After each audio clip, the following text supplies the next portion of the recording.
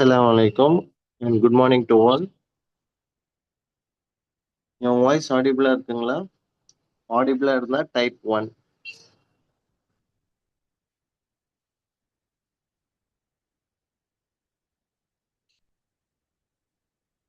1 type பண்ணுங்க.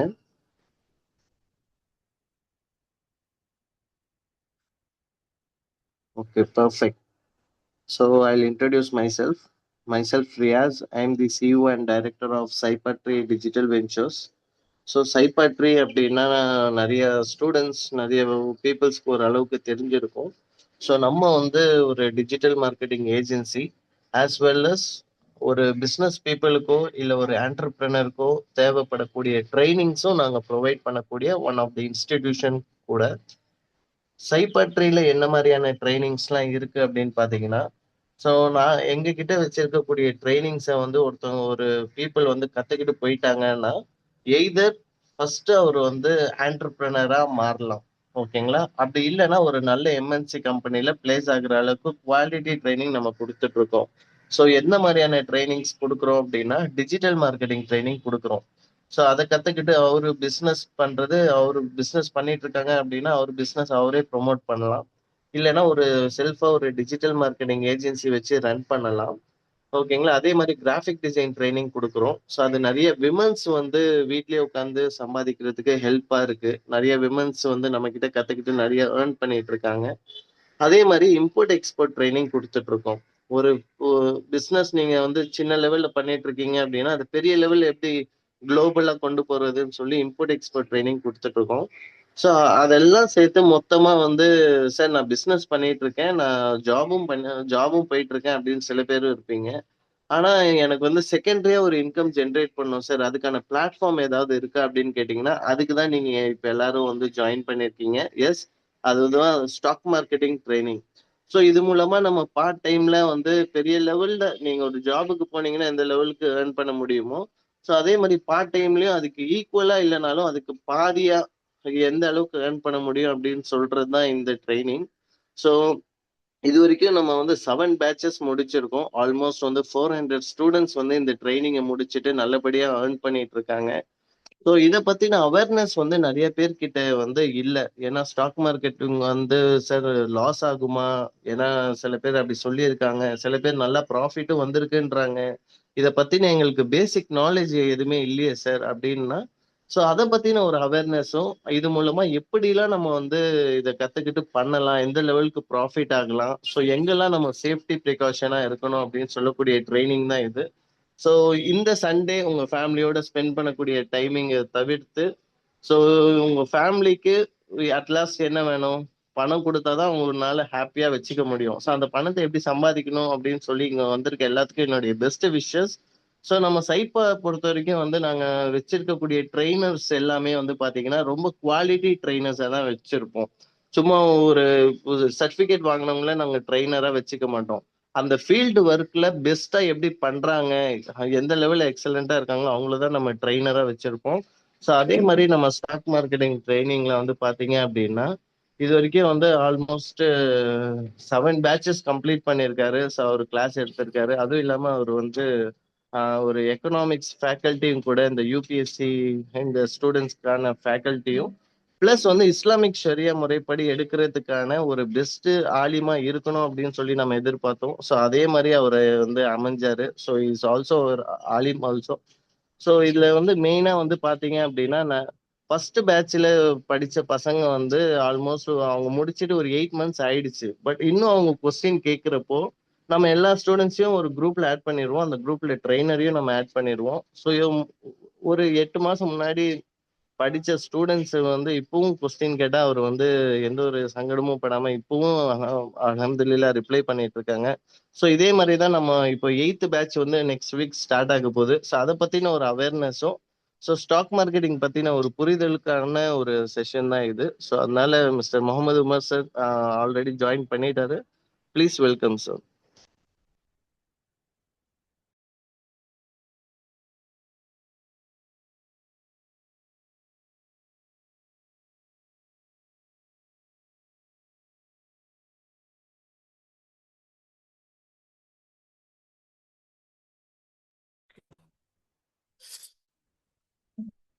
அஸ்ஸலாமு அலைக்கும் ஆல். வாய்ஸ் கேக்குதுங்களா? சாட் லிஸ்ட்னு டைப் பண்ணுங்க. வாய்ஸ் அப்படின்னா சாட் டைப் பண்ணுங்க.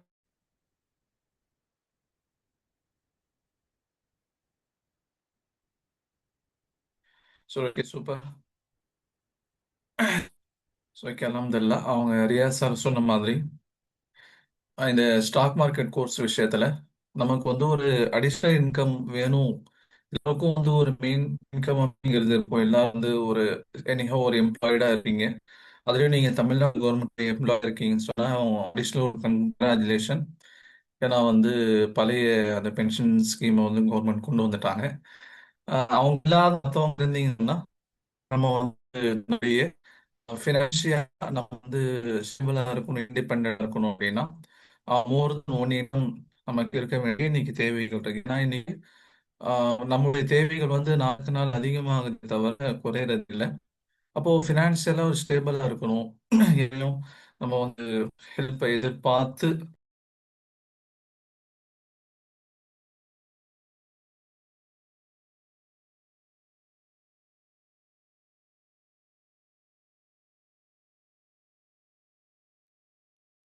சாரி, வாய்ஸ் டிஸ்கனெக்ட் ஆயிருச்சு நடுவில் ஒரு நிமிஷம்.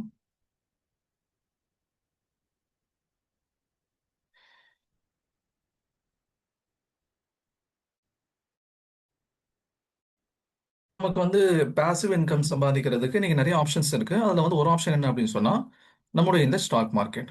இப்ப நிறைய ஆப்ஷன் அப்படிங்கிறது நம்ம ஜென்ரலா எப்படி பார்க்கிறோம்? இன்னைக்கு வந்து கோல்டும் ஒரு ஆப்ஷன் தான், இன்னைக்கு வந்து சில்வர் ஒரு ஆப்ஷன் தான், ரியல் எஸ்டேட் ஒரு ஆப்ஷன் தான். அது இல்லாம ஆன்லைன்ல வந்து நிறைய பிசினஸ் ஆப்பர்ச்சுனிட்டிஸ் இன்னைக்கு வந்துடுச்சு. டெய்லி ஒன்னொன்னா புதுசு புதுசா வந்துகிட்டு இருக்கு. ஓகே, இப்போ நம்ம இதுல என்ன பார்க்க வேண்டியது இருக்கு அப்படின்னா அதுல சேஃப்டி எவ்வளவு இருக்கு. ஓகே, இதை நம்ம முதல்ல பார்க்கணும். நம்மளுடைய பணம் அது வந்து நமக்கு சம்பாதிச்சு கொடுக்கறதுங்கிறது பின்னாடி. ஆனா முதல்ல என்னன்னு சொன்னா அது வந்து நமக்கு பாதுகாப்பா இருக்கணும். ஓகேங்களா, சம்பாதிச்சு கொடுக்கறதுங்கிறது அப்புறம். ஆனா என்னன்னு சொன்னா அது நமக்கு வந்து சேஃப்டி வேணும். நம்முடைய பணம் வந்து நமக்கு வந்து சேஃபா இருக்கணும். இதுதான் நம்முடைய ஃபர்ஸ்ட் ஆப்ஷன். ஏன்னா வந்து நம்ம சம்பாதிக்கணும் ஆசையில என்ன பண்ணிடக்கூடாது, அசலையும் விட்டுறக்கூடாது. இப்போ சேஃப்டி வேணும். ரெண்டாவது என்னன்னு சொன்னா முக்கியமா முஸ்லிம் இன்வெஸ்டர் அல்லது முஸ்லிம் ட்ரேடர், முஸ்லிம் பிசினஸ் மேன் என்ன இது பண்ணணும், ஷரியாவுடைய அந்த சட்ட திட்டங்களுக்கு உள்ள நம்ம வந்து அந்த பிசினஸ் உடைய ஆப்ஷன் இருக்கணும். இப்ப வியாபாரம் செய்யலாம், அது வந்து ஷரியால, அது வந்து இஸ்லாமிக் பிரின்சிபல் படி அது கூடும். ஆனா எந்தெந்த வியாபாரம் செய்யணும் அப்படிங்கிறது இருக்குது. அதே மாதிரி வந்து பணம் கொடுக்கல் வாங்கல் செய்யறது கூடும். அது எந்த மாதிரி கொடுக்கல் வாங்கல் செய்யணும் அப்படிங்கிறது இருக்கு. அப்போ ஒரு முஸ்லிம் ட்ரேடரா நமக்கு எக்ஸ்ட்ரா என்ன பார்க்கணும்? அது ஷரியாவுடைய பிரின்சிபல் கீழே வருதா அப்படிங்கிறத பார்க்கணும். இப்போ நீங்க கோல்டு எடுத்துக்கோங்க, சில்வர் எடுத்துக்கோங்க, ரியல் எஸ்டேட் எடுத்துக்கோங்க, இதெல்லாம் வந்து ஆல்மோஸ்ட் ஷரியாவுடைய கம்ப்ளைண்ட்ஸ்க்கு கீழே வந்துடும். ஏன் ஆல்மோஸ்ட் அப்படின்னு நான் சொல்றேன்னா தங்கம் வெள்ளி வாங்குற கொடுக்கறதுலயும் சரி, ரியல் எஸ்டேட்லயும் சரி, ஒரு சில ட்ரேடிங் மெத்தட் அப்படிங்கிறது ஷரியாவுடைய கம்ப்ளைண்ட்ஸ்க்கு கீழே வராது. ஓகேங்களா, பொதுவாக வந்து தங்கம் வெள்ளி வாங்குறதும் கொடுக்கறதும் இன்னைக்கு ஜென்ரலா அது வந்து ஹலாலா நினைக்கிறோம். ரியல் எஸ்டேட் வாங்குறது ஹலால் நினைக்கிறோம், அது உண்மைதான். ஆனா ஒரு சில அந்த வே ஆஃப் டிரான்சாக்ஷன் அப்படிங்கிறது கூடாது. அது என்னங்கிறது நம்ம கிளாஸ்ல டீட்டெயிலாக போகும்போது உங்களுக்கு என்ன எந்த மாதிரியான டிரான்சாக்ஷன் கூடாது, எப்படி செய்யக்கூடாதுங்கிறத நம்ம டீட்டெயிலாக பேசுவோம். ரெண்டாவது இன்னைக்கு பார்த்தீங்கன்னு சொன்னா சார் இன்னைக்கு தங்கம் வெள்ளி இது ஒரு நல்ல ஒரு இன்வெஸ்ட்மெண்ட் ஆப்ஷன் தானே. இன்னைக்கு பாத்தீங்கன்னா லாஸ்ட் இயரே வந்து ஆஹ், வெள்ளி வந்து 150% ஏறி இருக்கு. ஓகே, அதுவும் பர்டிகுலர் லாஸ்ட் 6 மந்த்ஸ்ல வந்து அப்நார்மல் growth.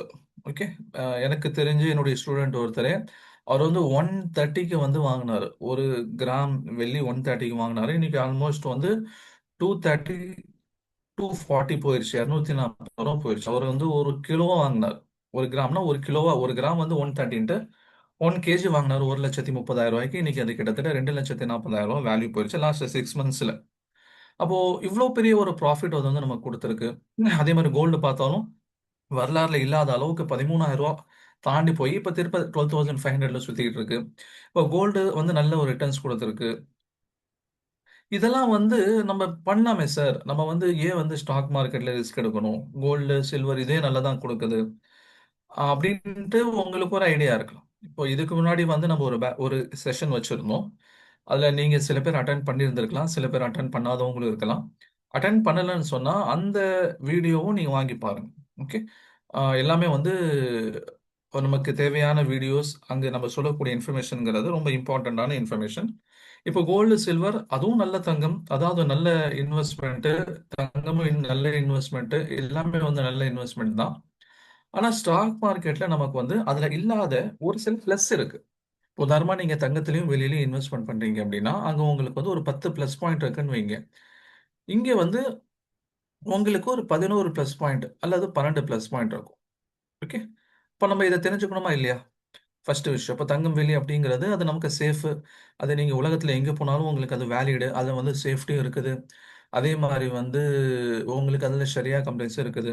ஓகே. இப்போ சரி தங்கம் வெளியில பண்ணலாமே அப்படின்னு நீங்க யோசிச்சீங்கன்னா நம்ம வந்து இன்னைக்கு ஏன் ஏறுதுங்கிற காரணமும் நமக்கு தெரியும்.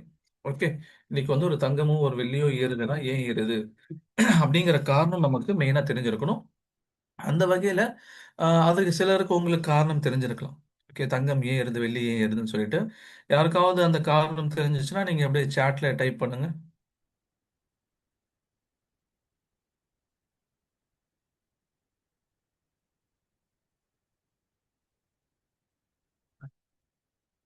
கோல்டு, சில்வர் ஏன் ஏறுது, அல்லது தெரியலனாலும் ஒன்றும் பிரச்சனை இல்லை. தெரியலன்னு கூட நீங்க டைப் பண்ணலாம். ஏன்னா ஒரு விஷயத்த வந்து நம்ம கண்மூடி என்ன பண்ணக்கூடாது, செய்யக்கூடாது. டிமாண்ட் அப்படிங்கிறது ஓகே, இது ஜென்ரலான டேர்ம். எதனால டிமாண்ட் அதிகமா இருக்கு?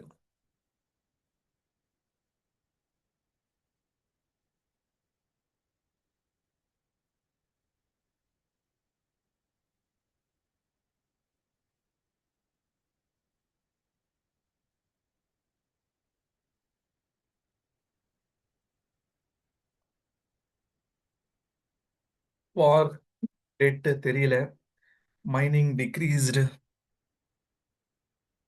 China storage. ஸோ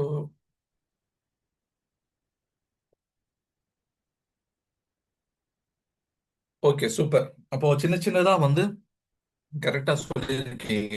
ஒரு கோர்வை சின்ன சின்ன பாயிண்ட்ஸ் வந்து நீங்க சொல்லியிருக்கீங்க. ஆக்சுவலி என்ன அப்படின்னா அமெரிக்காவுடைய அமெரிக்காவுடைய பாண்ட் மேல அமெரிக்காவுடைய பாண்ட் மேல மற்ற நாடுகளுக்கான நம்பிக்கை இல்லை. இன்ட்ரெஸ்ட் ரேட் அப்படிங்கிறது இருக்கட்டும். அது ஆக்சுவலா அது வேற டாபிக். ரியலா என்ன நடக்குதுன்னு சொன்னா அமெரிக்காவுடைய பாண்ட், ஓகே, அந்த பாண்ட் மேல என்னன்னு சொன்னா மற்ற நாடுகளுக்கான நம்பிக்கை போயிருச்சு. இப்போ உதாரணமா பாண்டுனா என்ன சார்? இப்போ இந்தியா இருக்குது. இப்போ இந்தியாவுடைய ரிசர்வ் பேங்க் ஆஃப் இந்தியான்னு சொல்லி இருப்பான். ஓகே. இந்தியாவில் வந்து ரிசர்வ் பேங்க் ஆஃப் இந்தியா, இது வந்து இந்தியாவுடைய மத்திய வங்கி. இந்த மாதிரி ஒவ்வொரு நாடுகளிலேயும் மத்திய வங்கின்னு சொல்லி ஒன்று இருக்கும். அவங்க டிஃப்ரெண்ட் டைப்ஸ் ஆஃப் நேம் அவங்க வச்சிருப்பாங்க. ஒவ்வொரு நாடுலையும் மத்திய வங்கி அப்படிங்கிறது இருக்கும். அதில் வந்து ரிசர்வ் பேங்க் ஆஃப் இந்தியா வந்து என்ன பண்ணியிருப்பாங்க அப்படின்னு சொன்னா அவங்க வந்து வேற நேம் வச்சிருப்பாங்க. அதாவது அவங்களுடைய அவங்களுடைய மத்திய வங்கிக்கு வேற வேற பேர் இருக்கும். ஓகேங்களா? இப்ப நம்ம நாட்டுல வந்து ரிசர்வ் பேங்க் ஆஃப் இந்தியாங்கிறது இருக்கு, இந்தியாவுடைய மத்திய வங்கி. அவங்களுடைய வேலை என்ன? அவங்களுக்கு பல வேலைகள் இருக்கு. அதுல ஒரு வேலை வந்து கரன்சி இஷ்யூ பண்றது. ஓகேங்களா? அவங்க தான் என்ன பண்றாங்க, நோட் கரன்சி எல்லாம் இருக்கா இல்லையா, இன்னைக்கு நம்ம வாங்கக்கூடிய கையில யூஸ் பண்ணக்கூடிய 500, 200, 100, 50, 20, 10 எல்லா நோட்டும் அவங்க தான் இஷ்யூ பண்றாங்க. ஓகே. இப்போ அந்த நோட்டை இஷ்யூ பண்றதுக்கான அதிகாரம் யாருக்கு இருக்குன்னு சொன்னா ரிசர்வ் பேங்க் ஆஃப் இந்தியா, இந்தியாவுடைய மத்திய வங்கிக்கு இருக்குது இந்தியாவுல. சரி சார், அவங்க வந்து எப்படி இந்த நோட்டை இஷ்யூ பண்றாங்க? அவங்க இஷ்டத்துக்கு வந்து இஷ்யூ பண்ண முடியுமா அப்படின்னு சொல்லி கேட்டா கிடையாது. ஓகே. இப்போ கவர்மெண்ட் வந்து திடீர்னு கவர்மெண்ட் எலெக்ஷன் டைம்ல பெரிய அமௌண்ட் வந்து கொடுக்கணும். மக்களுக்கு வந்து நிறைய ஸ்கீம்ஸ் வந்து அவங்களுக்கு ஃப்ரீபீஸ். ஓகே. எல்லாருக்கும் வந்து ஒவ்வொரு சூட்கேஸ் நிறைய பணம் கொடுத்துடலாம் அப்படின்னு கவர்மெண்ட் நினைச்சு இப்போ இந்த மாதிரி வந்து நோட்டு 500 நோட்டா அந்த சூட்கேஸ் ஃபுல்லா நிரப்பி கொடுத்தாங்கன்னா அது ஈஸியா ஜெயிச்சிட முடியுமா? அது நடக்கிறதுக்கு பாசிபிள் இருக்கானா? கிடையாது. ஓகே. பல பிரச்சனைகள் அதுல இருக்கு. ஒரு ரிசர்வ் பேங்க் ஆஃப் இந்தியா எப்படி எந்த அடிப்படையில வந்து அவங்க நோட் இஷ்யூ பண்ணாங்கன்னா அவங்களுக்கு கிட்ட வந்து சில அசெட்ஸ் இருக்கணும். இந்த அசெட்ல வந்து கோல்டு ஒன்று, ஃபாரின் கரன்சி ஒன்று, ஃபாரின் பாண்டு ஒன்று. ஓகேங்களா? அமெரிக்கன் பாண்டு வைப்பாங்க. இந்த மாதிரி எத்தனை எத்தனை எத்தனை அமௌண்ட்க்கு அவங்க கிட்ட பாண்ட் இருக்கும். உதாரணமா வந்து 1,00,000 கோடிக்கு தங்கம், வெள்ளி, வெள்ளி வைக்கிறது இல்லை, தங்கம், வெளிநாட்டு கரன்சி, பாண்டு இதெல்லாம் வந்து வச்சிருக்காங்களோ அந்த அளவுக்கு அவங்களால பணத்தை இஷ்யூ பண்ண முடியும். ஓகேங்களா? அப்ப எல்லாமே மிக்ஸ் பண்ணி வச்சிருப்பாங்க. கோல்டு கொஞ்சம் வச்சிருப்பாங்க. அதே மாதிரி வந்து ஃபாரின் கரன்சி கொஞ்சம் இருக்கும். அதே மாதிரி பார்த்தீங்கன்னு சொன்னா ஃபாரினுடைய பாண்ட்ஸ் கொஞ்சம் இருக்கும். இப்ப இந்த ஃபாரின் பாண்ட் வந்து ஒவ்வொரு நாட்டினுடைய மத்திய அரசாங்கமும் வச்சிருக்கும். அமெரிக்காவுடைய ஃபாரின் பாண்ட. ஏன்னா, அவங்களுக்கு வந்து அது ஒரு சேஃப்டி. அமெரிக்காவுடைய பாண்ட் அப்படிங்கிறது ட்ரிபிள் ஏ ரேட்டிங்ன்னு சொல்லுவாங்க. ஓகேங்களா? ட்ரிபிள் ஏ ரேட்டிங்னா என்ன அர்த்தம்? அவங்க வந்து எப்பவுமே டிஃபால்ட்டே பண்ணதில்ல, பண்ணவும் மாட்டாங்க. டிஃபால்ட்னா என்ன அர்த்தம்? இப்ப நீங்க ஒருத்தங்களுக்கு இப்ப பேங்க்லயே நெறைய பேர் கடன் வாங்குறேன். கடன் வாங்குற எல்லாரும் கட்டிர்றாங்களா? இல்லல்ல. இப்ப தனிநபருக்கு என்ன இருக்கும்? சிபில் ஸ்கோர்ன்னு சொல்லி இருக்கும். இப்ப 750 சிபில் ஸ்கோர் வந்து நார்மலா ஒவ்வொருத்தவங்களுக்கு இருக்கும். இப்ப கடன் வாங்கி கட்டலன்னு வைங்களேன், அந்த சிபில் ஸ்கோர் என்ன ஆகும்னா குறைய ஆரம்பிக்கும். அப்ப அடுத்து அவங்களுக்கு கடனே கிடைக்காது. ஓகேங்களா? ரொம்ப வொர்ஸ்ட் ஆயிரும் உங்களுடைய சிபில் ஸ்கோர். கடன் எதுவும் கிடைக்காது. அந்த மாரி நாடுகளுக்கு என்னன்னு சொன்னா, நல்ல இவங்க வந்து கடனே டிஃபால்ட் பண்ண மாட்டாங்க, ஏமாத்த மாட்டாங்கன்னு சொல்லிட்டு, நாடுகளுக்கு ஒரு ரேட்டிங்ஸ் இருக்கு. அது அமெரிக்காவுடைய ரேட்டிங்ஸ் வந்து ட்ரிபிள் ஏ. இப்ப இந்த ட்ரிபிள் ஏ ரேட்டிங் அமெரிக்கா வச்சிருக்கனால, யுஎஸ் டாலர் வீக் ஆகலையே. யுஎஸ் டாலர் வந்து ஸ்ட்ரென்த் ஆயிட்டு தானே இருக்குது. ஓகே. ஏன்னா இன்னைக்கு வந்து ஒரு டாலருடைய மதிப்பு ரூ. 91 ஆயிருச்சுல. அப்போ டாலர் வந்து வீக்கா இருக்கா? ஸ்ட்ராங்கா இருக்கா? முன்னாடி ஒரு டாலர் அப்படிங்கிறது ரூ. 80க்கு இருந்தது. இப்போ ஒரு டாலர் அப்படிங்கிறது ரூ. 91. இப்போ டாலர் வந்து வீக்கா இருக்கா? ஸ்ட்ராங்கா இருக்கா? அப்படின்னு கேட்டீங்கன்னா, டாலர் வந்து ஸ்ட்ராங்கா இருக்கு. ருப்பி தான் வீக்கா இருக்கு. ஓகேங்களா? டாலர் வந்து ஸ்ட்ராங்கா இருக்கு. ருப்பி தான் என்ன இருக்குன்னு சொன்னா வீக்கா இருக்கு. ஓகே. அப்ப என்ன நடக்குது இங்க? இப்ப டாலர் வீக் ஆகுறது, ஸ்ட்ராங் ஆகுறதுங்கிறது அதுவும் அதுவும் ஒரு தனி டாபிக். அதுவும் நான் உங்களுக்கு கிட்ட வரேன் நானு. இப்ப இங்க அமெரிக்காவுடைய பாண்ட் எல்லா நாடுகளும் வாங்கி வைக்கிறாங்க. இப்போ அந்த அந்த பாண்ட வாங்கி வைக்கிறது குறைச்சிட்டாங்க. இவ்வளவுதான் விஷயம். ஏன்? ஏன்னா அமெரிக்கன் கவர்மெண்ட் மேல வந்து நாடுகளுக்கான நம்பிக்கை போயிருச்சு.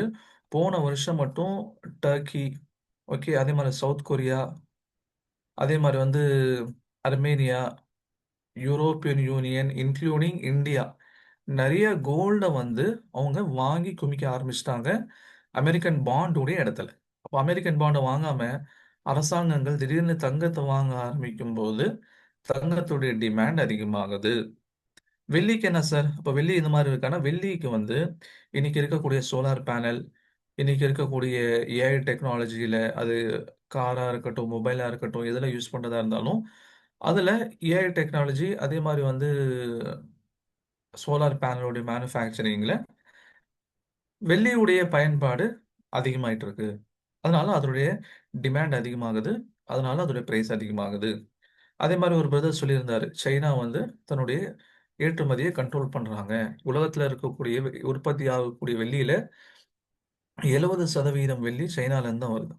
இப்ப சைனா என்ன பண்றாங்க? தன்னுடைய ஏற்றுமதியை வந்து கண்ட்ரோல் பண்றாங்க. ஓகே.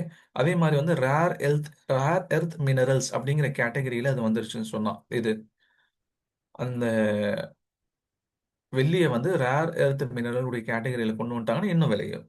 இந்த மாதிரி காரணங்கள் நமக்கு தெரியணும். ஏன் வந்து ஏறுது, இறங்குதுன்னு சொல்லி பொதுவா ஏறுதுன்னு சொல்லி வாங்கவும் கூடாது, இறங்குதுன்னு சொல்லி வாங்கவும் கூடாது. சரிங்களா? அப்போ ஒரு பக்கம் தங்கம், வெள்ளியுடைய இன்வெஸ்ட்மெண்ட், ரியல் எஸ்டேட்டுடைய இன்வெஸ்ட்மெண்ட்லாம் இருக்குது. அதை தாண்டி நமக்கு ஸ்டாக் மார்க்கெட்ல என்ன பிளஸ் மைனஸ் இருக்கு. இது வந்து நான் லாஸ்ட் செஷன்ல நடத்திருந்தேன். ஓகே.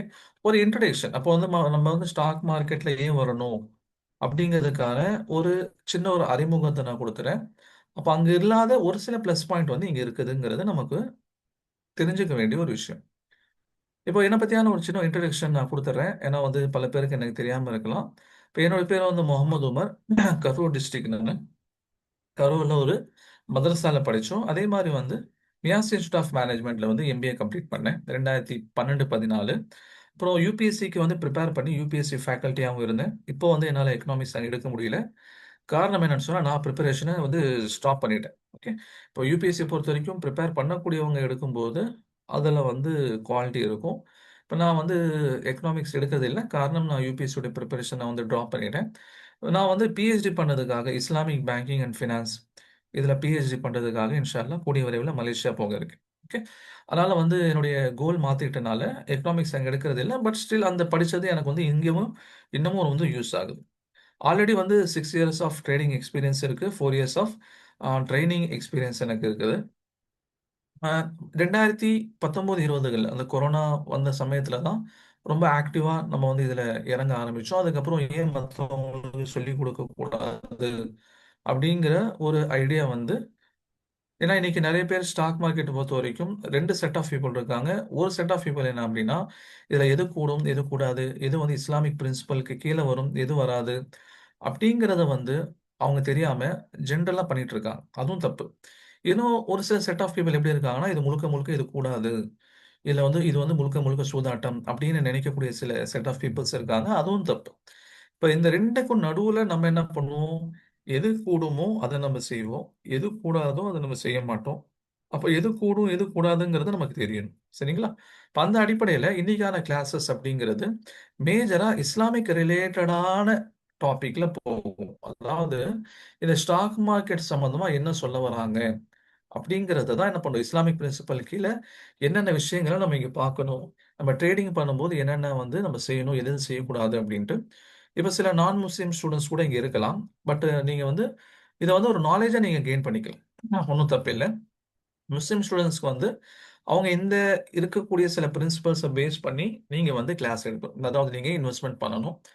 இப்போ நம்ம ஏன் இது வந்து ஆக்சுவலி வந்து ஃப்ரீ செஷன்ல வச்சுட்டோம் அப்படின்னா, ஃப்ரீ செஷன்ல வரக்கூடிய எல்லாருமே வந்து கோர்ஸில் ஜாயின் பண்ணுவாங்கன்னு தெரியாது. இப்போ நீங்க இந்த விஷயத்தை தெரிஞ்சுக்கிட்டீங்கன்னா, இன்கேஸ் வந்து நீங்க ஜாயின் பண்ணலனாலும் நீங்க ட்ரேட் பண்ணக்கூடியவங்களா இருந்தீங்கன்னா, நீங்க என்ன பண்ணலாம், அந்த பிரின்சிபல்ஸை நீங்க ஃபாலோ பண்ணி நீங்க ட்ரேடிங் பண்ணிக்கலாம். ஓகே. இப்போ நம்ம இங்க வந்து என்னென்ன பிரின்சிபல்ஸ் அப்படிங்கிறத சொல்லி தருவோம். நம்முடைய பேட்சஸ்ல வந்து அது எங்கெங்க பார்க்கணும், எப்படி எப்படி பார்க்கணுங்கிறத நம்ம சொல்லித் தரோம். இப்ப அதுக்கு முன்னாடி நான் கிளாஸ் ஸ்டார்ட் பண்றதுக்கு முன்னாடி எனக்கு உங்களை பத்தியான ஒரு சின்ன ஒரு அறிமுகம் தேவைப்படுது. இதுல வந்து டிஃப்ரெண்ட் கைண்ட்ஸ் ஆஃப் பார்ட்டிசிபென்ட்ஸ் இருப்பீங்க. இல்ல வந்து உங்களுக்கு எவ்வளவு நாலேஜ் இருக்கு அப்படிங்கறது எனக்கு தெரிஞ்சுக்கிட்டா நான் அதுக்கேற்ற மாதிரி சில விஷயங்களை உங்களுக்கு கன்வே பண்ண முடியும். அந்த வகையில நான் ஒரு 3 நம்பர் தரேன். இந்த 3 நம்பர் வந்து நல்லா நீங்க ஞாபகம் வச்சுக்கோங்க. ஞாபகம் வச்சுக்கோங்க, அவ்வளோ டஃப்பான நம்பர்லாம் இல்ல. ஓகே. நீங்க இதுல எந்த கேட்டகரியில வரீங்க அப்படின்னு சொல்லுங்க. நான் 3 சொன்னதுக்கு அப்புறம் நீங்க டைப் பண்ணுங்க. ஓகே.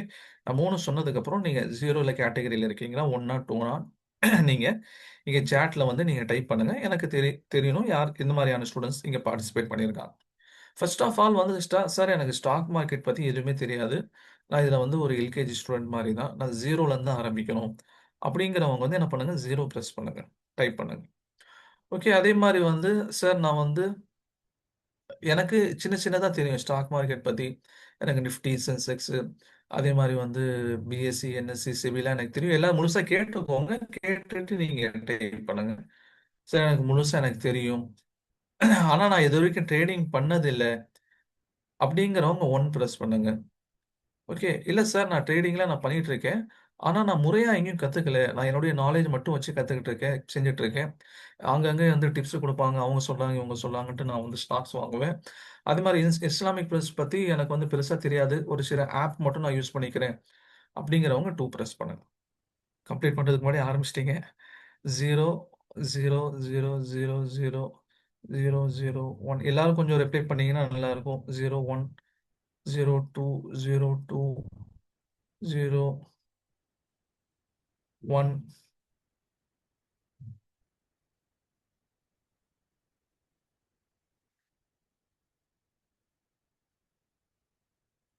அவ்வளோதானா? ஆல்மோஸ்ட் 25 பிளஸ் இருக்கீங்க.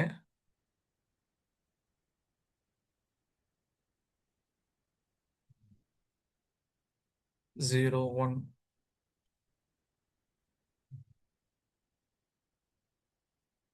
0 ஓகே. அப்ப மெஜாரிட்டியா என்னன்னு சொன்னா 0 இருக்கீங்க.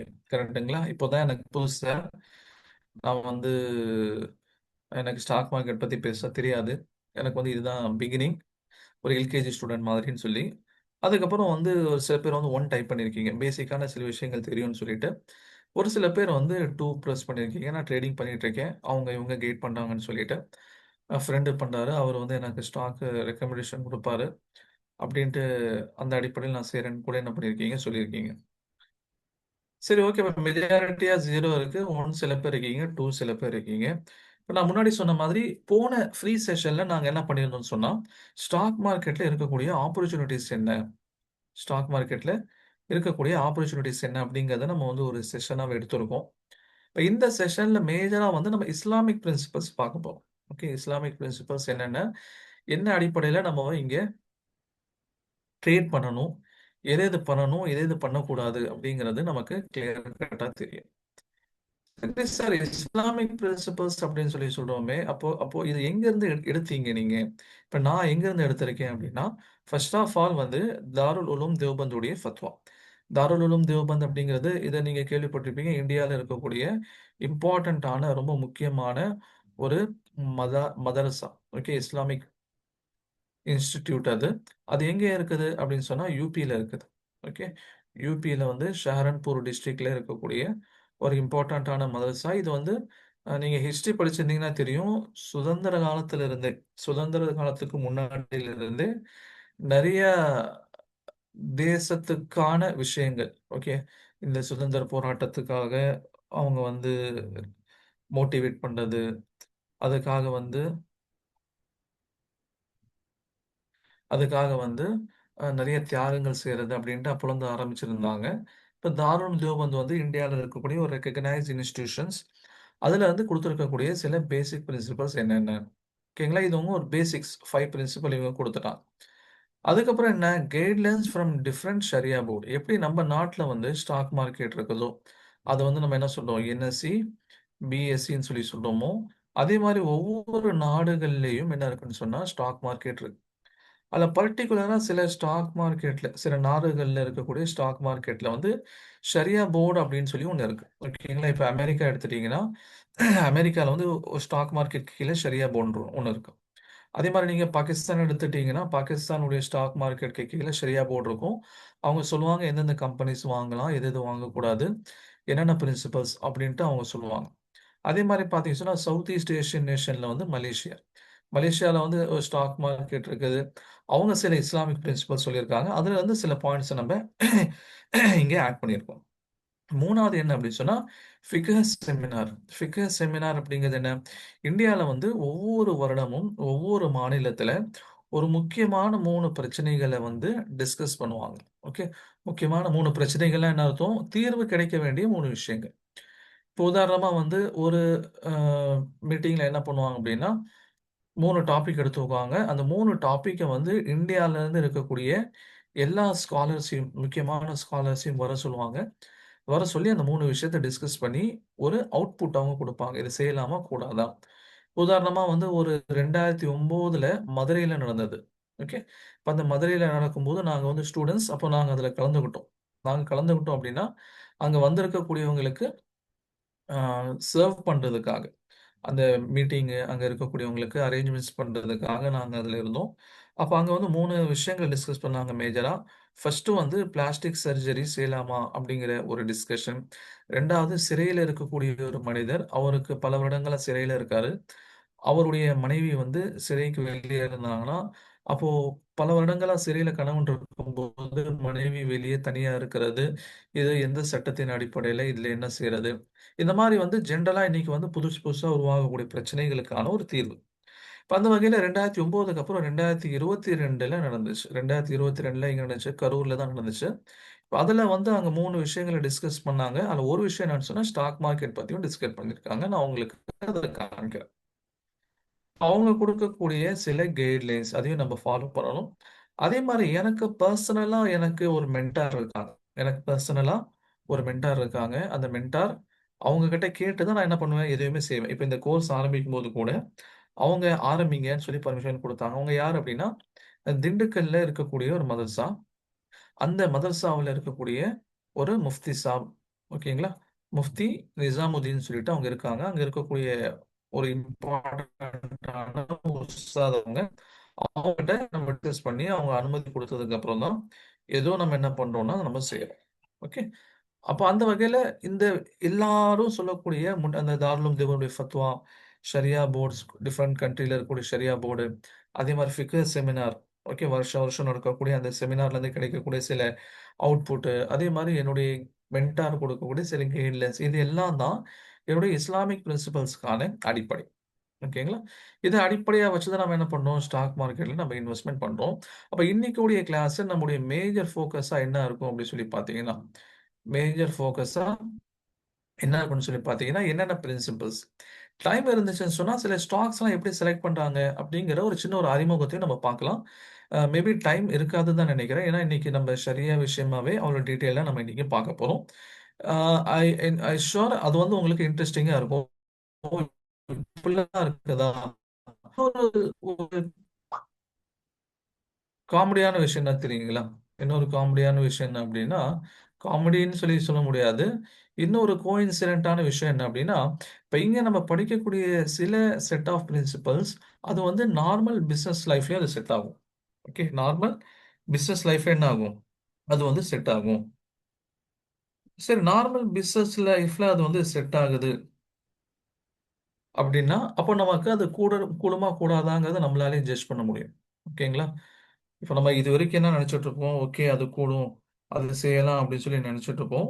ஆனா இன் ரியாலிட்டி வந்து நம்ம பார்க்கும்போது, அப்படியெல்லாம் சில விஷயங்கள் செய்யக்கூடாதுங்கிறது அதுக்கப்புறம் நமக்கு தெரிய வரும். ஓகே. சரி, அப்ப என்ன ஆகுதுங்கிறது நம்ம டைரக்ட்டா என்ன பண்ணுவோம், நம்ம உள்ள போய் பார்த்துருவோம். இப்போ ஆக்சுவலி ஸ்டாக் மார்க்கெட்ல என்ன நடக்குது? ஸ்டாக் மார்க்கெட்ட பொறுத்தவரைக்கும் நீங்க எந்த ஒரு பிசினஸ் எடுத்துக்கிட்டாலும் உங்களுக்கு என்ன வேணும்? முதலீடு. கேப்பிட்டல் அப்படிங்கிறது வேணும். கரெக்ட்டுங்களா? கேப்பிட்டல் இருந்தா தான் என்ன பண்ண முடியும்? ஒரு பிசினஸ் ஆரம்பிக்க முடியும். இங்கிலீஷ்ல கேப்பிட்டல்னு சொல்லுவாங்க. தமிழ்ல முதலீடுகள்னு சொல்லுவாங்க. இப்ப எந்த ஒரு பிசினஸ் ஆரம்பிச்சாலும், சின்னதா நீங்க ஒரு மெடிக்கல் ஷாப் ஆரம்பிக்கிறீங்கன்னாலும் கையில ஒரு ரூ. 5,00,000 வேணும். ஓகே. ஒரு இன்டர்மீடியேட்டா ஒரு ஃபேக்டரி ஆரம்பிக்கிறீங்க அப்படின்னாலும் கையில ஒரு ரூ. 50,00,000 வேணும். ஓகே. அதே மாரி வந்து நல்ல ஒரு ஸ்ட்ராங்கான பிசினஸ் ஃபவுண்ட் பண்றீங்கன்னா, ஒரு 5,00,00,000. இப்போ அதானி, அம்பானி மாரியான நிறுவனங்கள் ஆரம்பிக்கும்போது 5,000,00,000. இப்படி ஒவ்வொரு பிசினஸ்க்கும் ஒவ்வொரு மாதிரியான கேப்பிட்டல் தேவைப்படும், முதலீடுகள் தேவைப்படும். இந்த முதலீடுகள் இல்லாம ஆரம்பிக்க முடியாது. இந்த முதலீடுகள 2 விதமாக நிறுவனங்கள் திரட்டுவாங்க. ஓகேங்களா? 2 விதமா திரட்டுவாங்க அந்த முதலீடுகள. ஒண்ணு வந்து ஈக்விட்டீஸ் அல்லது ஷேர்ஸு. ஓகேங்களா? இந்த மாரி என்ன வேணா சொல்லிக்கலாம். ஈக்விட்டீஸ்ன்னு சொல்லிக்கலாம், ஷேர்ஸ்ன்னு சொல்லிக்கலாம், ஸ்டாக்ஸ்ன்னு சொல்லிக்கலாம். இது என்னன்னா, இப்போ பிசினஸ் வந்து தன்னுடைய பங்குகள வெளியிடுவாங்க. ஓகே. பங்குகள வெளியிடுவாங்க. அந்த பங்குகள வெளியிடும்போது, அந்த பங்குகள நீங்க வாங்குங்க. பப்ளிக்கு ஒரு இன்விடேஷன் குடுப்பாங்க. அந்த பங்குகள நீங்க வாங்குங்க. அந்த பங்குகள நீங்க வாங்குனீங்கன்னு சொன்னா, நாளைக்கு நிறுவனம் பிசினஸ்ல புராஃபிட் சம்பாதிக்கும்போது, உங்களுக்கு அதுல இருந்து ஒரு லாபம் நாங்க குடுக்குறோம். ஓகேங்களா? அப்படின்ட்டு ஒரு ஷூரிட்டி குடுப்பாங்க. இதுதான் வந்து ஸ்டாக்ஸ் உடைய அல்லது ஈக்விட்டீஸ் உடைய அல்லது ஷேர்ஸ் உடைய ஒரு சாராம்சம். நம்ம நிறுவனத்துல முதலீடு செய்றோம். அந்த நிறுவனம் என்ன எதிர்பார்ப்போம்? அது நல்ல நிறுவனமா இருக்கணும். நல்ல லாபம் சம்பாதிக்கக்கூடிய நிறுவனமா இருக்கணும் அப்படின்ட்டு பார்ப்போம். இப்ப அந்த நிறுவனம் நல்ல நிறுவனங்களா, லாபம் ஈட்டக்கூடிய நிறுவனங்களா இருந்துச்சுன்னு சொன்னா, பல பேர் அதுல முதலீடுகள் செய்வாங்க. அப்போ பங்குகள வந்து அவங்க ரூ. 10க்கு வெளியிடக்கூடிய பங்குகள், ஃபேஸ் வேல்யூன்னு சொல்லி இருக்கும். ரூ. 10 ஃபேஸ் வேல்யூல வெளியிடக்கூடிய பங்குகள், அதனுடைய டிமாண்ட பொறுத்து ஏறிக்கிட்டே இருக்கும். ரூ. 100, 200, 300, 400ன்னு சொல்லிட்டு, அதோடைய டிமாண்ட் பொறுத்து, அவங்களுடைய பெர்ஃபார்மன்ஸ பொறுத்து என்னென்ன காரணிகள்ங்கிறது தான் நம்ம கோர்ஸ்ல வந்து டீட்டெயிலா பார்ப்போம். ஒரு ஸ்டாக் வந்து ஏறுறதுக்கும், இறங்குறதுக்கும் என்னென்ன காரணிகள் இருக்கு அப்படிங்கிறத டீட்டெயிலா நம்ம கோர்ஸ்ல பார்ப்போம். அப்போ ஒரு டிமாண்ட் அதிகமாச்சுன்னா, ஒரு ஒரு பங்கினுடைய விலை அதிகமாகும்.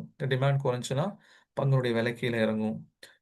அப்போ வந்து சில நிறுவனங்கள் பங்குகளுடைய வேல்யூவேஷன தாண்டி டிவிடெண்ட் அப்படின்னு குடுப்பாங்க. டிவிடெண்ட்னா அவங்களுடைய சம்பாதிச்ச லாபத்துல ஒரு பங்கு குடுப்பாங்க. இது வந்து ஒரு செட் ஆஃப் இன்வெஸ்ட்மென்ட் ஆப்ஷன் நிறுவனங்களுக்கு. 2வது செட் ஆஃப் இன்வெஸ்ட்மென்ட் ஆப்ஷன் என்னன்னு சொன்னா பாண்ட். பாண்டுன்னா என்ன? சிம்பிளா கடன் வாங்குறது. ஓகேங்களா? கடன் பத்திரங்கள்னு சொல்லுவாங்க. இந்த கடன் பத்திரங்கள் எப்படி இஷ்யூ பண்ணுவாங்க? பொதுவா நிறுவனங்கள் பார்த்தீங்கன்னா, உதாரணத்துக்கு இந்த கடன் பத்திரத்துடைய விலை ரூ. 100. ஓகே. இந்த பத்திரத்த வாங்கக்கூடியவங்களுக்கு 8% நாங்க வருடாந்திர வட்டி குடுப்போம். அதே மாரி வந்து ஒரு 10 வருடத்துக்கு அப்புறம் இந்த கடன் பத்திரத்த நாங்க மீட்டிக்குவோம். அத மீட்டிக்குவோம்னா என்ன அர்த்தம்? இந்த பணத்த நீங்க எவ்வளோ பணம் குடுத்தீங்களோ, அத குடுத்துட்டு நாங்க திரும்ப வாங்கிக்குவோம். உதாரணமா நீங்க ரூ. 100 குடுத்திருந்தீங்களா? ரூ. 100 உங்களுக்கு திருப்பி குடுத்துட்டு அந்த பத்திரத்த அவங்க வாங்கிக்குவாங்க. சார், இந்த செகண்ட் ஆப்ஷன் நல்லா இருக்கே சார். ஏன்னா வந்து ஃபர்ஸ்ட் ஆப்ஷன்ல வந்து ஒரு நிறுவனம் நல்லா பெர்ஃபார்ம் பண்ணா தான் நமக்கு லாபம் கிடைக்கும். செகண்ட் ஆப்ஷன்ல அந்த மாரி இல்ல. அந்த நிறுவனம் நல்லா பெர்ஃபார்ம் பண்ணுதோ இல்லையோ, நமக்கு வருடா வருடம் 8% வட்டி கிடைச்சிரும் அப்டின்னா, அதான் நான் சொன்னேன். பொதுவா வந்து இந்த மாதிரியான பாண்டு, டிபென்ச்சர்ஸ் இதெல்லாம் வந்து வாங்குறது, இது ஷரியாவுடைய பிரின்சிபல் படி கூடாது. காரணம் என்ன? இங்க வெளிப்படையாகவே வட்டி கொடுக்கப்படுது அப்படிங்கிற அடிப்படையில். ஓகே. இப்ப யாரு சார் இத வாங்குவா? அப்படின்னு சொல்லி பார்த்தீங்கன்னா, ஜென்ரலா வந்து வயசானவங்க இத வாங்குவாங்க. ஏன்? ஏன்னா அவங்களுக்கு வந்து செக்யூரிட்டி வேணும். அவங்களுக்கு ஒரு 60 வயசுக்கு மேல ஆயிருச்சு. ஓகே. 60 வயசு ஆயிருச்சு. இப்ப இந்த 60 வயசுக்கு அப்புறம் அவங்களுக்கு பணத்த விட வந்து செக்யூரிட்டி வேணும். ஒரு வேலையிலேருந்து ரிட்டயர் ஆயிருப்பாங்க. உதாரணமா ரூ. 1,00,00,000 அவங்க வந்து என்ன பண்ணியிருப்பாங்க? 60 வயசு வரைக்கும் சேர்த்து வச்சிருந்தாங்கன்னா, அவங்களுக்கு நல்ல ரிட்டர்ன்ஸ் குடுக்கக்கூடிய ஒரு பாண்டுல இன்வெஸ்ட் பண்ணுவான். இப்போ ரூ. 1,00,00,000 அவங்க போட்டாங்கன்னா 100% செக்யூர்டு. ஓகேங்களா? நிறுவனங்கள் லாபத்தில போனாலும், நட்டத்தில போனாலும், அவங்க என்ன பண்ணி ஆகணும்? இந்த 8% வட்டி குடுத்தாகணும். இப்போ ரூ. 1,00,00,000க்கு 8% அப்படிங்கிறது ரூ. 8,00,000. வருஷத்துக்கு அவங்களுக்கு ரூ. 8,00,000 கிடைக்கும். வருஷத்துக்கு ரூ. 8,00,000னா மாசத்துக்கு பார்த்தீங்கன்னா, கிட்டத்தட்ட ஒரு ரூ. 65,000லேருந்து ரூ. 70,000. இப்ப 65,000லேருந்து ரூ. 70,000 மாசம் கிடைச்சுச்சுன்னா, அவங்களுடைய மருந்து, ஓகே அவங்களுடைய பேசிக் நீட்ஸ அவங்க பார்த்துக்குவாங்க. சார் இல்ல சார். அவ்வளோ ரூ. 1,00,00,000லாம் நம்மகிட்ட இல்ல சார். நம்ம வந்து சிம்பிளா இருக்கணும்னு நினைக்கிறோம். சிம்பிளா தான் நம்மகிட்ட இருக்கு. ரூ. 1,00,000லேருந்து ரூ. 5,00,000 தான் என்கிட்ட இருக்கு. அப்படின்னு சொன்னா, அப்ப அவங்களுக்கு இந்த ஸ்டாக் மார்க்கெட்டுங்கிறது நல்ல ஆப்ஷன். ஏன்? ஏன்னா வந்து இங்க 8%லாம் இல்ல. ஒரு நாள்லயே 8% நீங்க ஸ்டாக் மார்க்கெட்ல எடுக்க முடியும். இப்ப ஜென்ரலா நான் வந்து என்னுடைய ஸ்டூடண்ட்ஸ்க்கு சொல்றது என்னன்னா, மந்த்லி வந்து 4 டூ 5% ரிட்டர்ன்ஸ நம்ம எதிர்பார்க்கலாம். 4 டூ 5% நான் இங்க 8%ன்னு சொன்னது, இது வந்து இயர்லி வருஷத்துக்கு 8%. ஆனா ஜெனரலி மார்க்கெட்ல பார்த்தீங்கன்னா, பெரிய ரிஸ்க் இல்லாம 4 டூ 5% நம்மளால எடுக்க முடியும். ஓகேங்களா? 4 டூ 5% நம்மளால எடுக்க முடியும். அப்போ வருஷத்துக்கு எவ்வளோ ஆச்சு யோசிச்சு பாருங்க. 5% வருஷத்துக்கு 60% நம்மளால இங்க மார்க்கெட்ல எடுக்க முடியும். இங்க 8% தான் இருக்குது. அப்போ 60% எடுக்க முடியுதா சார்? சூப்பர் அப்படின்னு சொல்லி கேட்டீங்கன்னா, அது அவ்வளோ சிம்பிள் இல்ல. நம்ம ப்ராப்பரா கத்துக்கிட்டு, ப்ராப்பர் கைட்லைன்ஸோட நம்ம பண்ணோம்னு சொன்னா, ப்ராப்பரா நம்ம வந்து சில பிரின்சிபல்ஸ ஃபாலோ பண்ணோம்னா, நம்மளால என்ன பண்ண முடியும்? இங்க வந்து நம்மளால கெயின் அச்சீவ் பண்றதுங்கிறது பாசிபிள். ஓகே. அந்த தான் நம்ம கோர்ஸ்ல சொல்லி தர போறோம். என்னென்ன விஷயங்கள் நம்ம செய்யணும்? எப்படி எப்படி வந்து நம்ம ஸ்டாக் மார்க்கெட்ல இன்வெஸ்ட்மென்ட் வந்து பண்ணணும் அப்படிங்கிறத நம்ம இந்த கோர்ஸ்ல சொல்லி தர போறோம். அப்போ இஸ்லாமிக் பிரின்சிபல்ஸோட சேர்றதுல நம்ம என்னென்ன இஸ்லாமிக் பிரின்சிபல்ஸ் பார்க்கணுங்கிறத நம்ம சொல்லி தரோம். இப்ப நம்முடைய ஃபோக்கும் இந்த ஷேர்ஸ், ஈக்விட்டீஸ், ஸ்டாக்ஸ் மேல தான் இருக்கும். பாண்ட் பக்கம் நம்ம போமாட்டோம். ஏன்னா டோட்டலா அது நான் இஸ்லாமிக் அப்படிங்கிற அடிப்படையில. ஓகே சரி. இப்போ தாருல் உலூம் தேவ்பந்துங்கிறது ஒரு மதரசா. அவங்க இந்த ஸ்டாக் மார்க்கெட்டோட விஷயத்துல என்ன சொல்லியிருக்காங்கன்னா, இந்த 5 பிரின்சிபல்ஸ் சொல்லியிருக்காங்க. ஓகே. இந்த 5 பிரின்சிபல்ஸ் வந்து ஒரு பேஸ் நமக்கு ஃபார்ம் பண்ணி குடுக்கும். இந்த 5 பிரின்சிபல்ஸ்ல சிலது என்ன இருக்கும்னு சொன்னா, இந்த 5 விஷயத்துல சில விஷயங்கள் நமக்கு ஈஸியா புரியும். அது பெரிய வந்து ஒரு டெக்னிக்கலாவோ அல்லது ரொம்ப டஃபஸ்ட்டாவோலாம் இருக்காது. ஓகே. அது வந்து நமக்கு ஈஸியா புரியிற மாரி தான் இருக்கும். ஒரு சில விஷயங்கள எக்ஸ்ப்ளைன் பண்ணா புரியும். இவ்வளவுதான் விஷயம். ஓகே. இப்ப இந்த 5 தானான்னு கேட்டா, இல்ல 5 தாண்டி இன்னும் சில விஷயங்கள் இருக்கு. நான் அத இன்னைக்கு டீட்டெயிலா நம்ம பார்ப்போம். சரி இப்ப இவங்க சொல்லக்கூடிய ஃபர்ஸ்ட் விஷயம் என்ன? ஃபர்ஸ்ட் கண்டிஷன் என்ன? நீங்க ஒரு ஸ்டாக்ஸ்ல அல்லது ஒரு கம்பெனியுடைய நிறுவனத்துல ஒரு கம்பெனி அல்லது நிறுவனத்துல நீங்க முதலீடு செய்றீங்க அப்படின்னா, ஒரு கம்பெனியுடைய ஸ்டாக்ஸ நீங்க வாங்குறீங்கன்னா, என்ன அர்த்தம்? ஆக்சுவலி அந்த கம்பெனியுடைய பங்குகள நீங்க வாங்குறீங்க. அந்த கம்பெனியுடைய ஒரு முதலாளி மாதிரி அப்படின்னு அர்த்தம். ஓகேங்களா? ஒரு பிசினஸ்க்கு நீங்க முதலீடு செஞ்சா என்ன அர்த்தம்? நீங்க அந்த கம்பெனியோட முதலாளின்னு அர்த்தம். இப்போ கம்பெனியோட முதலாளியா நீங்க மாறுறீங்கன்னா, சில செட் ஆஃப் பிரின்சிபல்ஸ நீங்க ஃபாலோ பண்ணணும். அதுல முதல் விஷயம் நீங்க என்ன பார்க்கணும்? The company should not get involved in unlawful things. Like it should be not interest paste banks, insurance company, wine company. இப்ப நீங்க ஒரு நிறுவனத்துல முதலீடு செய்றீங்க அப்படின்னா, அந்த நிறுவனம் இஸ்லாம் தடை செய்த வியாபாரத்துல ஈடுபடக்கூடிய நிறுவனங்களா இருக்கக்கூடாது. ஓகே. ஒரு கம்பெனியுடைய ஸ்டாக்ஸ் நீங்க வாங்குறீங்கன்னா, அந்த ஸ்டாக்ஸ் எந்த கம்பெனி நீங்க ஸ்டாக்ஸ் வாங்குறீங்களோ, அந்த கம்பெனி இஸ்லாம் தடை செய்த வியாபாரத்துல இருக்கக்கூடாது. அப்ப இஸ்லாம் தடை செய்த வியாபாரம் அப்படிங்கிறது என்ன? அதுதான் நம்ம என்ன பண்ண போறோம்னா, different Sharia boards okay. Different Sharia boards வந்து சில நிறுவனங்கள் இந்த நிறுவனங்கள்ல முதலீடு நீங்க செய்யக்கூடாது அப்படின்னு சொல்லியிருக்காங்க. இந்த நிறுவனங்கள்ல நீங்க முதலீடுகள் செய்யக்கூடாதுன்னு சொல்லியிருக்காங்க. அந்த நிறுவனங்கள மட்டும் தவிர்த்துட்டு, மீதி இருக்கக்கூடிய நிறுவனங்கள்ல நீங்க முதலீடு செய்யலாம் அப்படின்ட்டு அவங்க அனுமதி குடுக்குறாங்க. அப்ப எந்தெந்த நிறுவனத்துல முதலீடு செய்யக்கூடாது? அப்படின்னா, ஆல்கஹால் மதுபானங்களை உற்பத்தி செய்யக்கூடிய நிறுவனங்கள்ல நீங்க முதலீடுகள் செய்யக்கூடாது. 1. 2வது போர்க் ரிலேட்டட் ப்ராடக்ட்ஸ். போர்க் ரிலேட்டட் ப்ராடக்ட்ஸ்னா பன்றி இறைச்சிகள் ஏற்றுமதி, இறக்குமதி செய்யக்கூடிய, வியாபாரம் செய்யக்கூடிய நிறுவனத்துல நீங்க முதலீடுகள் செய்யக்கூடாது. 3வது conventional financial services. Conventional financial சர்வீசஸ்னா என்ன? இப்போ பேங்க்ஸ், இன்சூரன்ஸ் மாதிரியான நிறுவனங்கள் ஏன் இவங்களுடைய மேஜரான ஆதாரமே, வருமான ஆதாரமே வட்டி தான். இப்போ உதாரணமா பேங்க்ஸ் அவங்க எப்படி சம்பாதிக்கிறாங்க? எஃப்டி பல பேர் கொண்டு போய் வைப்பாங்க. ஓகே, எஃப்டினா என்ன? Fixed deposit. அது ஃபிக்ஸ்டு டெபாசிட் வைக்கிறவங்களுக்கு பேங்க் சொல்லும், நாங்கள் உங்களுக்கு 8% வட்டி கொடுக்குறோம் அப்படின்னு சொல்லுவாங்க. ஓகே, இப்போ அந்த பணத்தை வாங்கி பேங்க்ஸ் என்ன பண்ணும்? 8% வட்டி கொடுக்கணுமா இல்லையா? அப்போ அந்த பணத்தை வாங்கி பிஸ்னஸ் பண்ணக்கூடியவங்களுக்கு 12% வட்டியில் உங்களுக்கு கொடுப்பாங்க. இப்போ நீங்கள் இதை car loan, bike loan, personal loan எதை நீங்கள் வாங்கினாலும் பேங்க் என்ன பண்ணும்? உங்களுக்கு வந்து லோ வட்டி வச்சு தானே கொடுப்பாங்க. இப்போ 12% வட்டியில் வந்து உங்களுக்கு கொடுப்பாங்க. இப்போ இந்த 12% வட்டி அவங்களுக்கு கிடைக்கும் போது 4% இவங்க லாபமாக வச்சுக்கிட்டு மீதி 8% என்ன பண்ணுவாங்க? இந்த எஃப்டியில் வச்சிருக்கிறவங்களுக்கு கொடுப்பாங்க. அப்போ ஒரு பேங்க்ஸுடைய மேஜர் இன்கம் அப்படிங்கிறது அது வந்து நான் ஷரியால வரனால பேங்க்ஸ்ல கூடாது. அதே மாதிரி இன்சூரன்ஸ் கம்பெனிஸ் இருக்கு. இன்னைக்கு இன்சூரன்ஸ் கம்பெனிஸ் என்ன பண்றாங்க? இப்போ நீங்க வந்து ஒரு லைஃப் இன்சூரன்ஸ் போடுறீங்கன்னு வச்சுக்கோங்க உதாரணமா. இப்போ நீங்க கார் இன்சூரன்ஸ் எடுக்கிறீங்க. இப்போ உங்களை மாதிரி என்ன இருக்கும்? 100 நிறுவனங்கள் வந்து 100 பேர் வந்து என்ன பண்ணியிருப்பாங்க?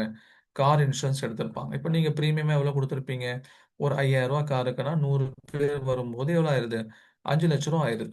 ஓகே. இப்போ இந்த 5,00,000 இவங்க என்ன பண்ணுவாங்கன்னா, இவங்க முதலீடுகள் செய்வாங்க. ஓகே. இப்போ அந்த முதலீடுகள்ல பெரும்பாலான முதலீடுகள் வந்து அந்த பாண்ட் கடன் பத்திரங்கள்ல முதலீடு செய்றாங்க. அப்படிங்கிறனால இந்த பேங்க் அண்ட் இன்சூரன்ஸ்ல நம்ம இன்வெஸ்ட்மெண்ட் பண்றதுங்கிறது கூடாதுங்கிறாங்க கன்வென்ஷனல் ஃபினான்ஷியல் சர்வீசஸ். மூணாவது என்ன?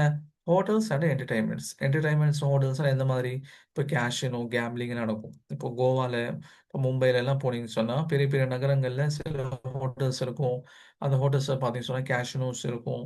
அதே மாதிரி அந்த ஹோட்டல்ல பார்த்தீங்க அப்படி சொன்னா அங்க சர்வ் பண்ணக்கூடிய ஃபுட் வந்து நான் ஹலால் ஃபுட்டா இருக்கும். போருக்குலாம் வந்து என்ன பண்ணுவாங்க? ஜென்ரலி வந்து சர்வ் பண்ணுவாங்க. அதே மாதிரி சினிமா சார்ந்த நிறுவனங்கள். ஓகே. சில நிறுவனங்கள் வந்து பட தயாரிப்புகள்ல ஈடுபடுவாங்க. அதே மாதிரி சில நிறுவனங்கள் வந்து டைரக்டா தியேட்டர்ஸ் வச்சிருப்பாங்க. உதாரணமா பிவிஆர் இருக்கு. ஓகே, பிவிஆர் நீங்க கேள்விப்பட்டிருப்பீங்க. பெரிய பெரிய சிட்டிஸ்ல வந்து குரூப் ஆஃப் தியேட்டர்ஸையும் வச்சிருக்காங்க. இந்த பிவிஆர்ல வந்து நீங்க இன்வெஸ்ட்மெண்ட் பண்ண முடியுமானா முடியும். இதுக்கான ஸ்டாக்ஸ் இருக்குது. ஆனா ஷரியாவுடைய பிரின்சிபல் இது கூடாது. ஓகே. அப்போ போர்னோகிராஃபி, மியூசிக் இந்த மாதிரியோ சம்பந்தப்பட்ட நிறுவனங்கள், இந்த மாதிரியான விஷயங்களோட சம்பந்தப்பட்டக்கூடிய நிறுவனங்களை நீங்க முதலீடுகள் செய்யக்கூடாது. சரி, அடுத்தது என்ன சொல்றாங்க? 5th point, tobacco, weapons and defence industry. புகையிலை சார்ந்த நிறுவனத்திலேயோ அல்லது வந்து ஆயுதங்களை உற்பத்தி செய்யக்கூடிய நிறுவனங்களை நீங்க முதலீடு செய்யக்கூடாது. யார் சொல்றா?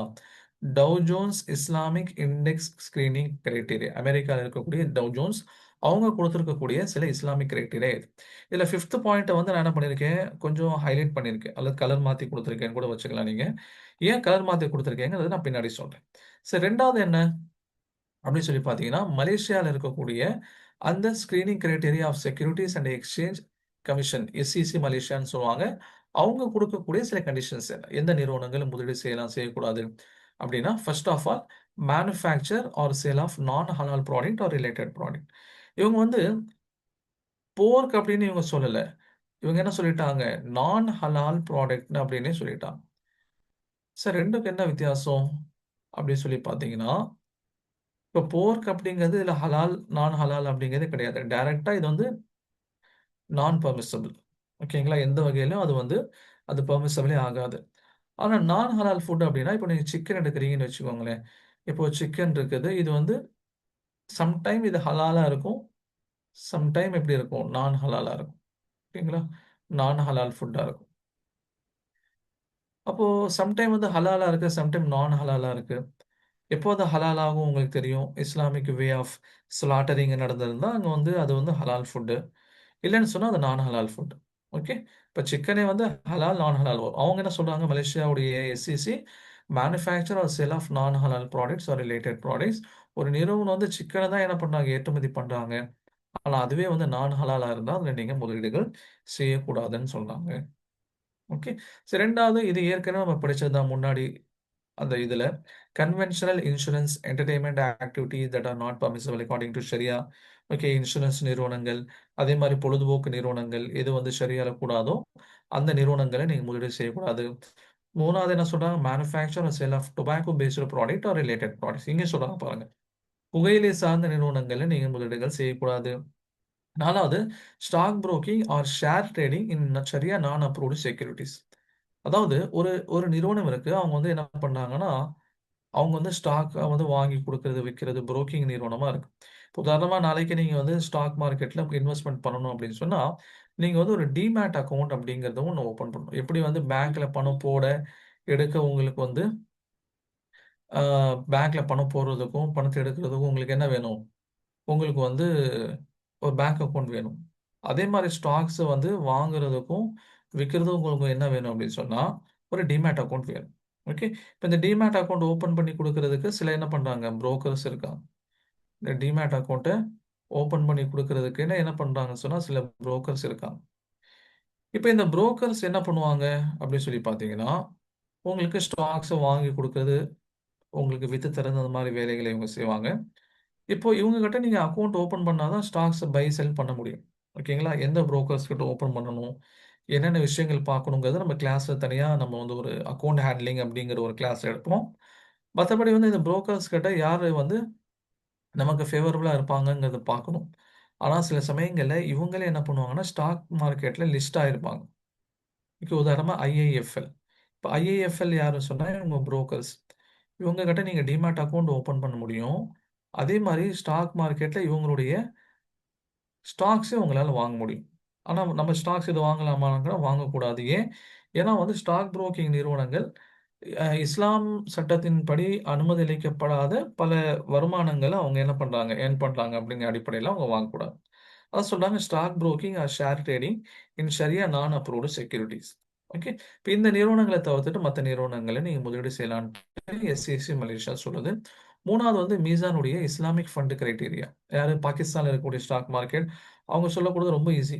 கம்பெனிஸ் டீலிங் இன் ஆல்கஹால் மதுபானங்களை உற்பத்தி செய்யக்கூடிய நிறுவனங்களுடைய பங்குகள வாங்கக்கூடாது. பண்டு இறைச்சி சம்பந்தமான நிறுவனங்களுடைய பங்குகள வாங்கக்கூடாது. Conventional banks, okay, insurance companies, leasing company. Leasing கம்பெனினா அது பாகிஸ்தான்ல ஒரு மாதிரி இருக்கும். அது நமக்கு இந்தியாலலாம் கிடையாது. அதனால அதுலலாம் நீங்க என்ன பண்ணக்கூடாது. பேங்க், இன்சூரன்ஸ் கம்பெனி, லீசிங் கம்பெனியுடைய ஸ்டாக்ஸ் வாங்கக்கூடாது. 4 டொபாக்கோன்னு சொல்றாங்க. டொபாக்கோடைய ப்ராடக்ட், டொபாக்கோ புகையிலையை உற்பத்தி செய்யக்கூடிய நிறுவனங்களை நீ வாங்கக்கூடாது. சரி, ஏன் இந்த டொபாக்கோவும் வெப்பன்ஸ் அண்ட் டிஃபென்ஸ் இண்டஸ்ட்ரியும் நான் வந்து எல்லோ கலர்ல இங்க ஹைலைட் பண்ணி வச்சிருக்கேன்னா, அதுக்கு சில காரணங்கள் இருக்கு. அதாவது இப்ப இந்தியால அத என்ன கிரைட்டீரியால வச்சிருக்காங்க அப்படிங்கிறது ஒண்ணு இருக்கு. இப்போ டொபாக்கோ பார்த்தீங்கன்னா, இவங்க ஷரியா போர்டு சொல்லக்கூடிய அந்த ரூலிங் படி இதுல இந்த இந்த இந்த விஷயங்கள நீங்க முதலீடுகள் செய்யக்கூடாது. ஓகேங்களா? ஆனா இந்தியால வந்து முதலீடுகள் செய்யக்கூடாத நிறுவனங்கள்ல டொபாக்கோ வருமா? அப்படின்னு சொல்லி கேட்டா இல்ல. ஓகேங்களா? இந்தியால வந்து டொபாக்கோ இப்போ உதாரணமா பீடி இருக்குது, சிகரெட் இருக்குது. இதெல்லாம் வந்து டொபாக்கோ ப்ராடக்ட் தான். இதுலலாம் ஈடுபடலாமா? கூடாதா? ஷரியாவுடைய அடிப்படையிலனா, ஷரியாவுடைய அடிப்படையில இதுக்கான சட்ட திட்டங்கள் வேற. ஓகே. அதுக்காக தான் என்ன பண்ணியிருக்கோம், அத ஹைலைட் பண்ணி காமிச்சிருக்கோம். அ இன்னும் டீட்டெயில்டா வந்து நம்ம இத பத்தி பேசணும்னா, மத்த கண்டிஷன்ஸ் பார்க்க முடியாது. அப்ப டீட்டெயிலா இத பத்தி எங்க பேசுவோம்னா, கிளாஸ்ல பேசுவோம். ஓகேங்களா? கிளாஸ்ல அத பத்தி டீட்டெயிலா பேசுவோம். இப்ப இந்த 2 நிறுவனங்கள்ல வந்து கூடும், கூடாதுங்கிற 2 கருத்துக்களும் இருக்கு. ஏங்கிறது நம்ம உள்ள கிளாஸ்க்குள்ள போயிட்டு தான் நம்ம பார்க்க முடியும். அதே மாரி அதுல நம்முடைய ஃபைனல் டெசிஷன் என்னங்கிறத நம்ம கிளாஸ்ல தான் டிஸ்கஸ் பண்ண முடியும். இப்ப ஃபர்ஸ்ட் கண்டிஷன் தாருல் உலூம் தேவபந்த் சொல்றது என்ன? நீங்க எந்த நிறுவனத்துல முதலீடு பண்றீங்களோ, அவங்க நான் இஸ்லாமிக் ரிலேட்டடான பிசினஸ் பண்ணக்கூடாது. சரி 2வது என்ன சொல்ல வராங்க? All the assets and possession of the company should not be in cash, but it should have some frozen assets, for example, building, land, and the company is in existence, and these things are known surely, otherwise selling with difference will be interest. இப்போ நீங்க ஒரு நிறுவனத்துல முதலீடு செய்றீங்க. அந்த நிறுவனம் வந்து ஆரம்பித்து இயங்கக்கூடிய நிறுவனமா இருக்கணும். புரியுதுங்களா? அவங்களுக்குன்னு சில பில்ட் இருக்கணும். அவங்களுக்கு மிஷனரீஸ் இருக்கணும். அவங்களுக்கு சில பிளான்ட்ஸ் இருக்கணும். அவங்க கிட்ட எல்லாமே இருக்கணும். அது மாரி எல்லாமே இருந்தா தான் நீங்க என்ன பண்ண முடியும்? அந்த நிறுவனத்துல நீங்க முதலீடுகள் செய்ய முடியும். இல்ல அவங்க வந்து வெறும் இப்ப தான் என்ன பண்ணியிருக்காங்க, நிறுவனத்த ஆரம்பிச்சிருக்காங்க. நீங்க குடுத்த முதலீடுகள் எல்லாம் கேஷா இருக்கு. ஓகேங்களா? கேஷாவே இருக்கு. நீங்க வந்து உங்கள மாரி பல பேர் சேர்ந்து என்ன பண்ணியிருக்காங்க, முதலீடு செஞ்சிருக்காங்க. அதுல ரூ. 100,00,00,000 என்ன இருக்குன்னு சொன்னா கேஷா இருக்குது. இப்ப இந்த ரூ. 100,00,00,000 கேஷா இருக்குது. ஆனா உங்களுக்கு சர்டிஃபிகேட் குடுத்துட்டாங்க. இப்ப இந்த சர்டிஃபிகேட்ட நீங்க என்ன பண்றீங்க? ஒரு ரூ. 100 அப்படிங்கிற அடிப்படையில வாங்கி, இன்னொருத்தருக்கு ரூ. 105க்கு வித்துட்டீங்கன்னு வைங்களேன். அப்ப என்ன அர்த்தம்? நடக்காத ஒரு பிசினஸ்ல நீங்க முதலீடு செஞ்சு ரூ. 100 கொடுத்துட்டு ரூ. 105 வாங்கிட்டீங்க அப்படின்னா, அந்த எக்ஸ்ட்ரா ரூ. 5 வந்துச்சு பார்த்தீங்களா? இது பிசினஸ் உடைய லாபம் இல்ல. இது வந்து வட்டி அப்படின்ட்டு இந்த 2வது கண்டிஷன்ல சொல்றாங்க. ஓகே. அப்ப நீங்க வந்து இயங்கக்கூடிய நிறுவனத்துல நீங்க முதலீடு செஞ்சு, அதுக்கப்புறம் அதோட ஷேர்ஸ வச்சு லாபம் பார்த்தா தான் அது கூடும். இயங்காத நிறுவனத்துல அல்லது இப்பதான் ஆரம்பிச்சிருக்காங்க, இனிமேல் தான் இயங்க ஆரம்பிப்பாங்க. அந்த மாரியான நிறுவனங்கள்ல முதலீடு செஞ்சு நீங்க என்ன பண்றீங்க? லாபத்த எடுக்குறீங்கன்னா, அது வட்டியா மாறிரும்னு சொல்றாங்க. பட் 2வது கண்டிஷன்ஸ பத்தி நம்ம பெருசா பயப்பட வேண்டிய தேவையில்ல. ஏன்னா, ஸ்டாக் மார்க்கெட்ல வரக்கூடிய எல்லா நிறுவனங்களும் கிட்டத்தட்ட இயங்கக்கூடிய நிறுவனங்களா தான் இருக்கும். 99%. ஓகே. இப்ப நீங்க ஒரு ஸ்டாக்ஸ் வாங்குறீங்க, அத வந்து விக்கிறீங்க. ஜென்ரலா ஒரு மார்க்கெட்ல விக்கிறீங்கன்னா, இயங்கக்கூடிய நிறுவனத்துடைய ஸ்டாக்ஸ் தான் வாங்குவீங்க. அத தான் நீங்க விப்பீங்க. ஆனா, இப்ப இந்த பிரச்சனை எங்க வரும்? 2வது கண்டிஷன்ல சொல்லக்கூடிய பிரச்சனை எப்போ வரும்னு சொன்னா, ஐபிஓ. இனிஷியல் பப்ளிக் ஆஃபரிங்ன்னு சொல்லுவாங்க. இப்ப இனிஷியல் பப்ளிக் ஆஃபரிங் அப்படிங்கிறது இப்ப தான் புதுசா ஒரு நிறுவனம் வருதே சார். அவங்க எப்போ இயங்குவாங்கங்கிறது நமக்கு எப்படி தெரியும்? அப்ப அவங்க இயங்குறதுக்கு முன்னாடி நம்ம ஸ்டாக்ஸ வித்தோம்ன்னு சொன்னா, அது இந்த 2வது கண்டிஷன் படி கூடாதுன்னு வந்துருமே அப்படின்னு நீங்க நினைச்சீங்கன்னா, அப்படி இல்ல. பொதுவாவே ஐபிஓக்கு வரக்கூடிய நிறுவனங்களும் வந்து பெரும்பாலும் 99% இயங்கக்கூடிய நிறுவனங்களா தான் இருப்பாங்க. ஓகே. இப்போ வந்து இன்னைக்கு பொறந்து ஒரு குழந்தை நாளைக்கு காலேஜ் போயிற முடியுமா?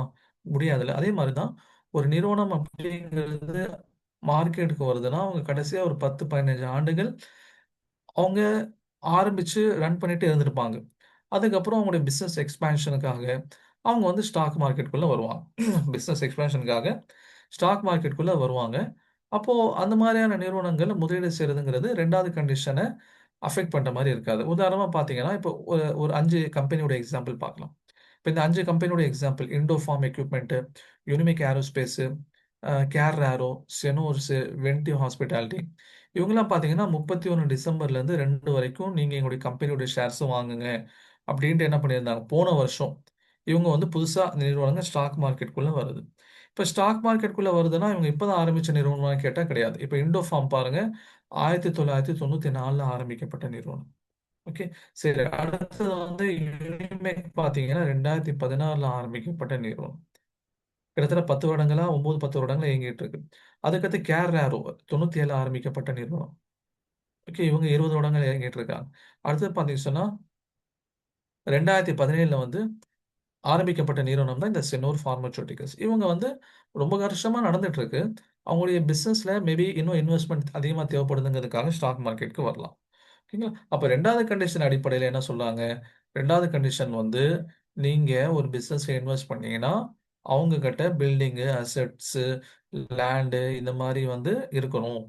அது இல்லாம வெறும் ஷேர்ஸ மட்டும் வாங்கி மாத்துனீங்கன்னா, அது வட்டி ஆயிரும்னு சொன்னாங்க. இப்ப 2வது கண்டிஷன்ஸ்ங்கிறது பெருசா நம்ம வொரி பண்ண வேண்டிய தேவையில்ல. ஏன்னா, அந்த மாரி தான் நடக்குது. இப்ப 3வது ஒரு கண்டிஷன் இருக்கு. இதுதான் வந்து ரொம்ப கான்ட்ரோவர்ஷியலான, ரொம்ப முக்கியமான கண்டிஷன். ரொம்ப கவனிக்க வேண்டிய ஒண்ணு. If after having become a member of a company, it is known that the company is involved in any sort of interest transaction, then one raise objection against it in its meeting. நீங்க ஒரு நிறுவனத்துல என்ன பண்றீங்க? முதலீடு செய்றீங்க. அந்த நிறுவனம் வட்டிக்கு கடன் வாங்குறாங்க அல்லது வட்டியோட ஏதோ சம்மந்தப்பட்டிருக்காங்கன்னு தெரிஞ்சா, நீங்க நீங்க வந்து அந்த கம்பெனியுடைய ஒரு முதலீட்டாளரா நீங்க அப்ஜெக்ஷன் தெரிவிக்கணும் அப்படின்னு சொல்லப்பட்டிருக்கு. இப்போ ஒரு நிறுவனத்துல நீங்க முதலீடு செய்றீங்க. அந்த நிறுவனத்துல நீங்க எப்போ அப்ஜெக்ஷன் தெரிவிக்க முடியும்னு சொன்னா, வருஷத்துக்கு ஒரு தடவ வந்து AMC annual AGM sorry AGM annual general மீட்டிங்னு ஒண்ணு வைப்பாங்க. அது எங்க நடக்கும்? மும்பைல நடக்கும். அந்த மும்பைல நடக்கக்கூடிய மீட்டிங்ல நீங்க போயிட்டு அப்ஜெக்ஷன் தெரிவிக்கணும். இப்போ உங்களுக்கு தோணலாம், சார் இதுக்காக நான் மும்பை போ முடியுமா? 2வது வந்து நான் வாங்கக்கூடிய ஸ்டாக்ஸ் வந்து நான் வாங்கி 1 வாரத்திலயோ, 2 வாரத்திலயோ, ஒரு 2 மாசத்துலயோ கூட வித்துறலாம்.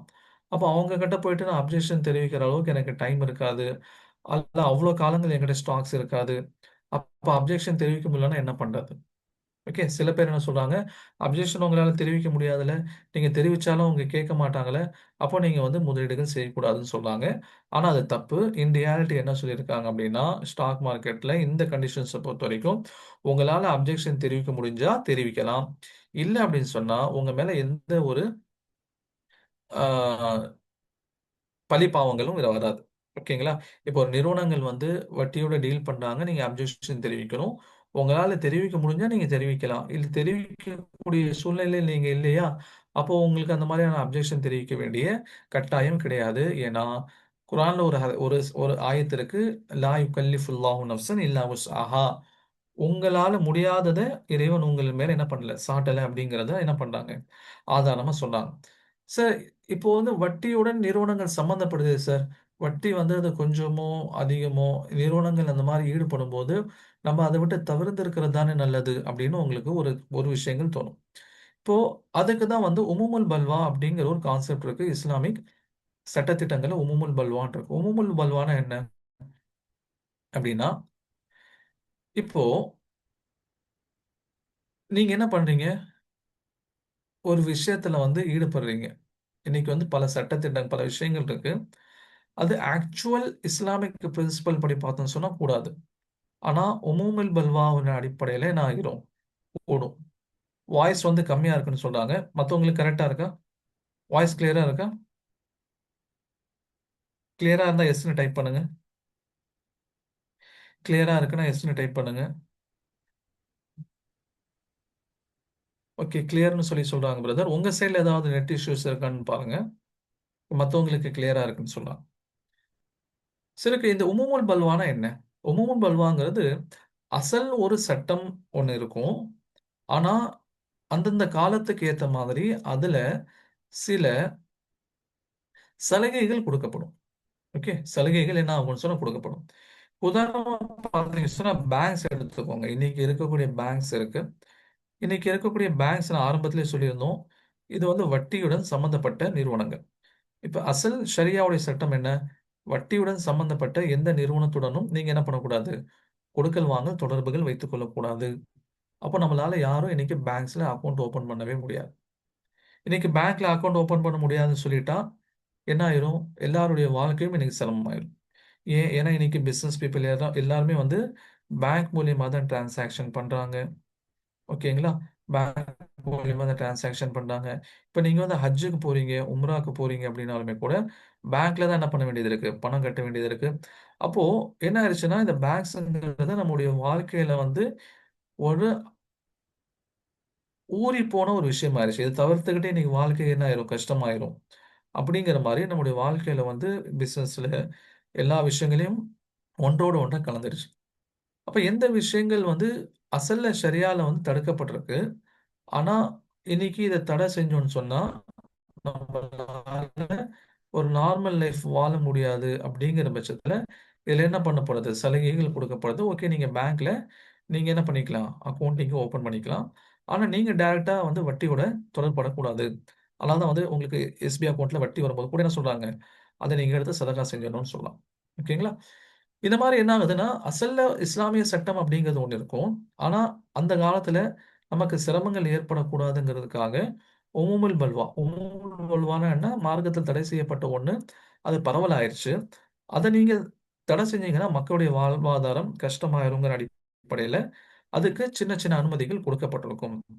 சார், அப்போ வந்து இன்னைக்கு மியூசிக் வந்து மார்க்கத்துல கூடாது. ஆனா, எல்லா இடங்கள்லயும் இன்னைக்கு மியூசிக் வந்துருச்சு. அப்போ மியூசிக்ல நம்ம வந்து கூடுமான்னு சொல்லி கேட்டீங்கன்னா, அப்படி இல்ல. ஓகே. அந்த விஷயம் உங்களுடைய வாழ்க்கை வாழ்வதற்கு அத்தியாவசியமானதாக இருக்கணும். ஓகே. இப்ப மியூசிக் இருந்தா தான் வாழ முடியும்னு சொல்லியிருக்கா? இல்ல. ஓகே. அப்போ என்ன பண்ணக்கூடாது? மியூசிக் பரவலாயிருச்சு. இன்னைக்கு எங்க போனாலும் மியூசிக்கு, கார்ல மியூசிக்கு, நீங்க வந்து வண்டிய ரிவர்ஸ் எடுத்தா உங்களுக்கு மியூசிக்கு, ஃபோன் வந்தா உங்களுக்கு மியூசிக்கு அப்படிங்கிறது இருக்கறனால, இது கூடுன்னு சொல்லவே முடியாது. ஒண்ணோட ஒண்ணு கலந்துருச்சுங்கிறதுக்காக இது கூடுன்னு சொல்ல முடியாது. சரிங்களா? சரி, 2வது என்ன? 2வது வந்து புறம் பேசுறது. ஓகே. புறம் பேசுறது மார்க்கத்துல தடை செய்யப்பட்டிருக்கு. மத்தவங்கள யார பத்தியும் தப்பா புறம் பேசக்கூடாது. ஆனா இன்னைக்கு 4 பேர் சேர்ந்தா என்ன பண்றாங்க? மத்தவங்கள பத்தி புறம் பேச தான் செய்றாங்க. எப்போது ஏதோ ஒண்ணு டாபிக்க யார பத்தியாவது பேச தான் செய்றாங்க. அப்ப இது கூடுன்னு சொல்ல முடியுமான்னு சொல்லி கேட்டா முடியாது. ஏன்? ஏன்னா புறம் பேசினா தான் மனிதனால வாழ முடியும்னு சொல்லி ஏதாவது இருக்கா? அப்படி எதுவும் கிடையாது. ஆனா வந்து இன்னைக்கு பேங்க்ஸ வந்து நம்ம அனுமதி அளிக்கப்பட்டிருக்கிறதுக்கு காரணம் என்ன? இன்னைக்கு எல்லா பிசினஸும், எல்லா நல்லது கெட்டதுக்கும் இன்னைக்கு பேங்க்ஸ நம்ம வந்து கான்டாக்ட் பண்ண வேண்டிய தேவை இருக்கு. அதனால நம்ம இதுக்கு அனுமதி அளிக்கப்பட்டிருக்கு. அதே மாரி பார்த்தீங்கன்னா, பிசினஸ் நிறுவனங்கள் இன்னைக்கு பேங்க்ஸோட கான்டாக்ட் வச்சிருக்காங்கன்னா, இன்னைக்கு பேங்கோட தான் அவங்க டிரான்சாக்ஷன் பண்ணி ஆகணுங்கிற நிர்பந்தம் இருக்கு. அதே மாரி அவங்களுடைய டாக்ஸ் உடைய விஷயங்கள்ல சில சமயங்கள்ல இந்த லோன் வாங்கி தான் அத சமாளிக்க வேண்டிய அல்லது வந்து அ மேனேஜ் பண்ண வேண்டிய பொறுப்புகள் இருக்கு. அப்படிங்கிறனால, இப்ப பேங்க் வந்து இன்ட்ரஸ்ட்டோட சில சமயங்கள்ல கடன்கள் வாங்கும்போது, வைக்கும்போதும், அது உமூமுல் பல்வா அப்படிங்கிற அடிப்படையில அது அனுமதி அளிக்கப்பட்டிருக்கு. ஓகேங்களா? இதனால் 3வது காரணத்துல என்ன சொல்றாங்க? இதுதான் நீங்க வந்து ஒரு நிறுவனம் பேங்க் லோன் வாங்குறாங்க, அவங்க வட்டியோட சம்மந்தப்பட்டிருக்காங்கன்னு தெரிஞ்சா, அதுக்கு அப்ஜெக்ஷன் தெரிவிக்க முடிஞ்சா தெரிவிங்க. தெரிவிக்க முடியலன்னா உங்க மேல எந்த கடமையும் இல்ல. அது இல்லாம இன்னைக்கு நிறுவனங்களே சில சமயங்கள்ல சில நிர்பந்தத்தின் அடிப்படையில வட்டிக்கு வந்து பணம் கடன் வாங்க வேண்டிய தேவைகள் நிறுவனங்களுக்கு உண்டாகுது. அதையும் நம்ம என்ன பண்ண வேண்டியது இருக்கு? பார்க்க வேண்டியது இருக்கு. அது உமுல் பல்வாயின் அடிப்படையில அதுக்கு அனுமதி அளிக்கப்பட்டிருக்கு. ஓகே, இது 3வது கண்டிஷன். 4வது கண்டிஷன் அவங்க என்ன சொல்றாங்க? When profit is divided, the part of the profit gained from the interest dealing should be given to poor without intent of getting reward. இப்போ ஒரு நிறுவனம் இருக்கு. இப்போ ஒரு நிறுவனம் இருக்கு. அந்த நிறுவனம் என்ன பண்ணாங்க சொன்னா 100 கோடி முதலீடுகள் வச்சு திரட்டிட்டாங்க. ஓகே. இந்த 100 கோடி முதலீடுகள் எப்படி திரட்டுறாங்க? உங்கள மாரி என்ன மாதிரியான மக்கள் கிட்ட ஷேர்ஸ் இஷ்யூ பண்ணி அதுல வந்து ஒரு 70 கோடி வாங்கிட்டாங்க. ஓகேங்களா? சரி, பேங்க்ல என்ன பண்றாங்க அப்படின்னு சொன்னா, பேங்க்ல வந்து ஒரு 10 கோடி வாங்கியிருக்காங்க. அந்த நிறுவனத்துடைய நிறுவனர்கள், ஓகேங்களா, ப்ரொமோட்டர்ஸ்னு சொல்றாங்க. அவங்க 20 கோடி போட்டிருக்காங்க அப்படின்னு சொல்லி வைங்க. இப்ப எந்த ரேஷியோல வந்து இங்க இருக்குது? அதாவது ப்ரொமோட்டர்ஸ் கிட்ட 20% அவங்க போட்டிருக்காங்க. ஓகே, 70% நம்ம கிட்ட வாங்கியிருக்காங்க. ஒரு 10% என்ன இருக்குன்னு சொன்னா பேங்க்ல லோன் வாங்கியிருக்கான். சரி, இப்ப நாளைக்கு இந்த நிறுவனம் நடக்குது. நீங்க இந்த நிறுவனத்துல வந்து கொஞ்சம் முதலீடு செஞ்சிருக்கீங்க. முதலீட்டாளர் அப்படிங்கிற அடிப்படையில லாபம் கிடைக்கும்போது உங்களுக்கு ஒரு ரூ. 1000 டிவிடெண்ட் கிடைக்குதுன்னு வைங்க. இப்ப இந்த ரூ. 1000 முழுசா பயன்படுத்துறதுக்கு உங்களுக்கு அனுமதி இருக்கான்னு கேட்டா கிடையாது. ஓகே. அப்போ எவ்வளோ சார் எனக்கு பயன்படுத்த அனுமதி இருக்குன்னா, இந்த கடன் மூலியமா சம்பாதிச்சிருப்பாங்க இல்லையா? அந்த பெர்சன்டேஜ மட்டும் நீங்க வெளிய எடுத்துக்கணும். உதாரணமா 10% கடன் வாங்கியிருக்கிறது. இந்த ரூ. 1000ல 10%ங்கிறது 100. இந்த ரூ. 100 நீங்க யூஸ் பண்ணக்கூடாது. தானம் செஞ்சிடணும். மீதி 900 தான் உங்களுக்கு பயன்படுத்துறதுக்கு அனுமதி அப்படின்ட்டு 4வது கண்டிஷன்ல சொல்றாங்க. ஆனா நான் ஜெனரலா என்னுடைய ஸ்டூடண்ட்ஸ்க்கு சொல்றது என்னன்னா, மொத்தம் இந்த ரூ. 1000 நீங்க என்ன பண்ணிருங்க, நீங்க வந்து தான தர்மங்கள் செஞ்சுட்டு போயிருங்க. ஏன்னா, டிவிடெண்ட் அப்படிங்கிறது ஸ்டாக் மார்க்கெட்ல ஒரு பெரிய ஒரு இன்கம்ங்கிறது கிடையாது. உதாரணமா இந்த ரிலையன்ஸ் இண்டஸ்ட்ரீஸ் இந்த ஸ்டாக்க பார்த்தீங்கன்னா, இந்த ஸ்டாக் உடைய மதிப்பு வந்து போன வருஷம் ஓகே ஒரு ரூ. 1222. இப்போ நீங்க வந்து ஒரு 100 ஸ்டாக் வாங்குறீங்கன்னு வைங்களேன். அப்ப கிட்டத்தட்ட உங்களுக்கு எவ்வளோ பணம் தேவைப்படும்? தோராயமா வந்து ரூ. 1,25,00,000. ஓகே. இப்போ ரூ. 1,25,00,000 போட்டு நீங்க இந்த ஸ்டாக்க வாங்கியிருக்கீங்க. இப்ப இந்த ஸ்டாக் வந்து உங்களுக்கு எவ்வளோ டிவிடெண்ட் குடுத்திருக்கு அப்படின்னு சொல்லி பார்த்தீங்கன்னா, 2020ல பாருங்க. ரூ. 6.50. 2021ல ரூ. 7, 22ல ரூ. 8, 23ல ரூ. 9, 24ல ரூ. 10. இப்ப நீங்க வந்து என்ன பண்றீங்க? ஒரு 100 ஷேர் வாங்கியிருந்தீங்கன்னா, ஒரு ஷேருக்கு ரூ. 10ன்ட்டு உங்களுக்கு டிவிடெண்ட் எவ்வளோ குடுப்பாங்க? ரூ. 1000 குடுப்பாங்க 1 வருஷத்துக்கு. அப்போ 1 வருஷத்துக்கு ரூ. 1000ங்கிறது பெரிய விஷயமா இல்ல. நம்ம எப்படியும் வந்து அ ஜும்மால போறோம். அங்க வந்து பள்ளிவாசலுக்கு வெளியே இருப்பாங்க. அதே மாரி நம்ம வீடுகள தேடி வந்து பல பேர் யாசகம் கேட்குறாங்க. அவங்களுக்கு வந்து நம்ம சர்வசாதாரணமா மாசமே என்ன பண்றோம்? ஒரு ரூ. 500 வரைக்கும் இன்னைக்கு சர்வசாதாரணமா சதகாக்கள் சேரும். ஓகே, தான தர்மங்கள் சேரும். இப்போ வருஷத்துக்கு அதுவே ரூ. 6,000 ஆயிடுது. ஓகேங்களா? அப்ப இந்த ரூ. 1000 என்ன பண்ணுங்க நீங்க? யாருக்காவது தான தர்மங்கள் செஞ்சுட்டு போயிருங்க. அது வந்து உங்களுக்கு ஒரு பெரிய விஷயமா இருக்காது. சரி. அப்ப நமக்கு லாபம்னு என்ன சார் கிடைக்கும்? ஆக்சுவலி அப்போ இந்த டிவிடெண்ட் வந்து குடுத்தோம்னா நமக்கு லாபம் என்ன இருக்கு? லாபம் வந்து இந்த நிறுவனத்துடைய பங்குகளுடைய விலையேற்றம் தான் ஆக்சுவல் நமக்கு லாபம். இந்த ஒரு வருஷத்துல இந்த ரூ. 1222ங்கிறது ஒரு ரூ. 1422வா மாறுதுன்னு வைங்களேன். உங்களுக்கு ஒரு ஒரு ஸ்டாக்குக்கு எவ்வளோ உங்களுக்கு லாபம்? ரூ. 200 லாபம். இப்போ ஆல்ரெடி நீங்க எவ்வளோ வாங்கி வச்சிருக்கீங்க? 100 ஸ்டாக் வாங்கி வச்சிருக்கீங்க. அப்போ 100 இன்டு 200 உங்களுக்கு ரூ. 20,000 லாபம். இதுதான் ஆக்சுவலா நம்ம இங்க ஸ்டாக்ஸ்ல லாபம் சம்பாதிக்கிறது. டிவிடெண்ட் அப்படிங்கிறது நமக்கு பெரிய ஒரு லாபம் தரக்கூடிய விஷயம் கிடையாது. ஓகேங்களா? இருக்கு. டிவிடெண்டும் இருக்குது. பட் வந்து நீங்க பெரிய ஒரு தலைவலி எடுத்துக்க வேணாம் அப்டின்னா, இந்த மாரி செஞ்சுட்டு போயிரலாம். இல்ல சார், அதுல வந்து 90% எனக்கு வந்து ஹலாலா இருக்குல்ல. இப்ப லோன் வாங்கி என்னது தவிர மத்த எல்லாத்தையும் யூஸ் பண்ணலாம்ல. அத என்னால பார்த்துக்க முடிஞ்சு நான் எடுத்துக்கலாமான்னு கேட்டா, தாராளமா எடுத்துக்கலாம். ஓகே. அது வந்து எந்த தவறும் கிடையாது. சரி, ஓகே. இப்ப அடுத்தது என்ன 5வது விஷயம் என்ன சொல்லுவாங்க? நான் அத சிம்பிளா சொல்றேன். The purpose of dealing in shares should be to achieve partnership in the business. It should not be to earn profit only by equalizing profit. And wherein the shares are neither possessed nor the possession is meant, so it's a form of gambling which is unlawful. நீங்க stock மார்க்கெட்ல வந்து சூதாட்டம் மாதிரி நீங்க செய்யக்கூடாது. சூதாட்டம் மாரி செய்யக்கூடாதுன்னா என்ன சார்? என்ன சொல்ல வராங்க அப்டின்னா, ஒரு ஸ்டாக் உங்களுடைய கைக்கு வந்ததுக்கு அப்புறம் தான் நீங்க விக்கணும். ஓகேங்களா? ஒரு பொருள் வந்து உங்களுடைய கைக்கு வந்ததுக்கு அப்புறம் தான் நீங்க விக்கணும். இப்ப ஸ்டாக்ஸ் நம்ம கைக்கு வருமா அப்படின்னு சொல்லி கேட்டா, கைக்கு வர்றதுக்கு அர்த்தம் நம்ம கரெக்ட்டா நம்ம கைக்கு வர்றதில்ல. நம்முடைய கண்ட்ரோல்ல வரணும். ஒரு காலத்துல வந்து ஸ்டாக்ஸ்ங்கிறது எப்படி வரும்? பேப்பர்ல வரும். ஆனா இன்னைக்கு எல்லாம் பண்ணிட்டாங்க எல்லாத்தையும் டிஜிட்டலா மாத்திட்டாங்க. ஓகே, நம்முடைய கேஷ நம்ம என்ன பண்றோம்? இப்ப இப்போ கேஷே வந்து நம்ம வந்து ஃபிசிக்கலாக வச்சுருக்கோம், டிஜிட்டலாக வச்சுருக்கோமா இல்லையா? நம்முடைய மணி பர்ஸ்லாம் பார்த்தீங்கன்னா ரூ. 100 ரூ. 500 நோட் இருக்கு. அதுவும் நம்முடைய கேஷ் தான். சில சமயங்கள்ல வந்து ஜிபேல, கூகுள் பேல, ஃபோன்பேலலாம் வந்து வாலெட்ல ஏத்தி வைக்கிறோம். அதுவும் நம்முடைய கேஷ் தான். ஓகேங்களா? அப்ப கேஷா இன்னைக்கு வைக்க முடியும். ஏதாவது பிசிக்கலாவும் வைக்க முடியும், டிஜிட்டலாவும் வைக்க முடியும். ஆனா இன்னைக்கு ஸ்டாக்ஸ் என்ன பண்ணிட்டாங்க, முழுசா டிஜிட்டலா மாத்திட்டாங்க. ஏன்னா அதுக்கு பிசிக்கலா இருக்கும்போது பல பிரச்சனைகள் இருந்தது. அதனால ஓகே, அதை பத்தி டீட்டெயிலா பின்னாடி பேசலாம். அப்ப டிஜிட்டலா உங்களுடைய டிமேட் அக்கவுண்ட்குள்ள வரணும். டிமேட் அக்கவுண்ட்குள்ள வந்துருச்சுன்னா கிட்டத்தட்ட உங்களுடைய கைக்கு வந்த மாதிரி தான். ஓகேங்களா? அப்போ அந்த டிமேட் அக்கவுண்ட்க்கு வராததுக்கு முன்னாடி நீங்க விற்கக்கூடாதுன்னு சொல்லலாம். இந்த டிமேட் அக்கவுண்ட்ல உங்க டிமேட் அக்கவுண்ட்ல வராததுக்கு முன்னாடி விற்கக்கூடாதுன்னு சொல்றாங்க. அதனால தான் என்ன சொல்றோம்? இன்ட்ராடே வந்து கூடாது அப்படின்னு சொல்றோம். ஸ்டாக் மார்க்கெட் செய்றவங்களுக்கு தெரியும். இன்ட்ராடேங்கிறது ஒரு முக்கியமான செக்மென்ட். இதுல ஸ்டாக் மார்க்கெட்ல இன்ட்ராடேங்கிறது முக்கியமான செக்மென்ட். நீங்க காலையில மார்க்கெட் வந்து 9:15க்கு ஓப்பன் ஆகுதுன்னா 3:30 மணிக்கு முடியுது அப்படின்னா, இந்த 9:15ல இருந்து 3:30க்குள்ள ஏதோ ஒரு டைம்ல வாங்கி வித்துறது தான் இந்த இன்ட்ராடே. ஓகேங்களா? அதே மாரி இதுல வந்து ஒரு சப் டிவிஷன் இருக்குது. ஸ்கேல்பிங் அப்படின்னு சொல்லுவாங்க. ஓகே. ஸ்கேல்பிங். இன்ட்ராடேன்னா என்ன?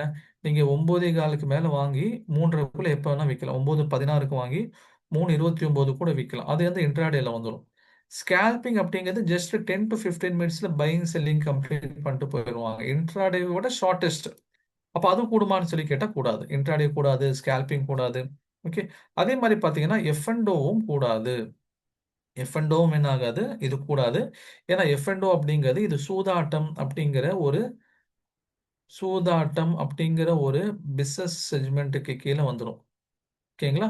ஆனா இன்னைக்கு எஃப் அண்ட் ஓ ட்ரேட் பண்ணக்கூடியவங்க தான் அதிகம். எஃப் அண்ட் ஓ ட்ரேட் பண்ணி அதில இழக்கக்கூடியவங்க தான் அதிகம். நீங்க நெறைய பேர் கேட்டிருப்பீங்களா இல்லையா? ஸ்டாக் மார்க்கெட்ல பணத்த போட்டேன், இழந்துட்டேன், லாஸ் ஆயிருச்சுன்னு சொல்றாங்களா இல்லையா? அவங்க எல்லாமே இந்த எஃப் அண்ட் ஓ ட்ரேடிங் பண்ணக்கூடியவங்க. ஏன்னா, அது ஒரு குறிப்பிட்ட டைம்ல உங்களுடைய பையிங், செல்லிங் எல்லாம் கம்ப்ளீட் பண்ணணும். குறிப்பிட்ட டைம்ல உங்களுக்கு பையிங், செல்லிங் எல்லாம் கம்ப்ளீட் பண்ணணும். அது வந்து நெறைய அந்த தமிழ்ல ஒரு வார்த்தை சொல்லுவாங்க இல்லையா? "பழம் தின்னு கொட்ட போட்டவங்களால தான் செய்ய முடியும்ன்ட்டு." அந்த மாரி ஸ்டாக் மார்க்கெட்ல ஊர்னவங்களால தான் அதெல்லாம் முடியும். ஓகே. இப்போ இன்னைக்கு நெறைய பேர் என்ன பண்ணாங்க, ஒரு எஃப் அண்ட் ஓ கிளாஸ் போய் அட்டெண்ட் பண்ணிட்டு, அத நான் செஞ்சு பார்க்குறேன்ட்டு என்ன பண்ணிடுறாங்க, உள்ள போய் மாட்டிக்கிறாங்க. ஓகேங்களா? இது வந்து வார்னிங். யார்கிட்ட இருந்து வார்னிங்? செபியுடைய வார்னிங் இங்க இருக்கு பாருங்க.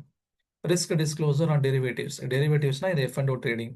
அதோட இன்னொரு பேர் வந்து டெரிவேட்டிவ்ஸ். ஓகேங்களா? எஃப் அண்ட் ஓ ட்ரேடிங் உடைய இன்னொரு பேர் வந்து டெரிவேட்டிவ் ட்ரேடிங் சொல்லுவாங்க. அல்லது வந்து இண்டெக்ஸ் ட்ரேடிங்னு சொல்லுவாங்க. பல பேர் இருக்கு. நம்முடைய கிளாஸ்ல வந்து எஃப் அண்ட் ஓன்னு சொல்லி தனியா ஒரு கிளாஸே நம்ம வந்து ரன் பண்ணுவோம், கண்டக்ட் பண்ணுவோம். ஆனா வந்து இது என்னங்கிறத நம்ம எக்ஸ்பிளைன் பண்ணுவோம். இது எப்படி செய்யணுங்கிறதுக்காக இல்ல. இத பத்தி நமக்கு தெரிஞ்சுக்கணும். As a trader F and ஓனா என்ன அப்படிங்கிறத எக்ஸ்பிளைன் பண்ணுவோம். தனியா ஒரு கிளாஸே இருக்கும். அதுல உங்களுக்கு தெரியும். இதுவே வந்து இவ்ளோ ரிஸ்க்கா இருந்தாலும் ஜனங்க போறாங்க அப்படிங்கிறது தெரியும். ஆனா அவ்ளோ ரிஸ்க் எடுத்து என்ன பண்றாங்க அங்க போய் 9 out of 10 individual traders in equity futures and option segment incurred net losses. இத எஃப் அண்ட் ஓ ட்ரேடிங் பண்ணக்கூடிய 10ல 9 பேருக்கு நட்டம் தான் உண்டாகுது. அப்போ ஒரே ஒருத்தர் மட்டும் தான் ஜெயிக்கிறார். இப்ப பாருங்க, யோசிச்சு பாருங்க. இப்ப எவ்வளவு ரிஸ்கி இது. ஓகே. 2வது என்னன்னு சொன்னா, இது வந்து ஒரு சூதாட்டத்தினுடைய வடிவத்துல தான் இது இருக்குது.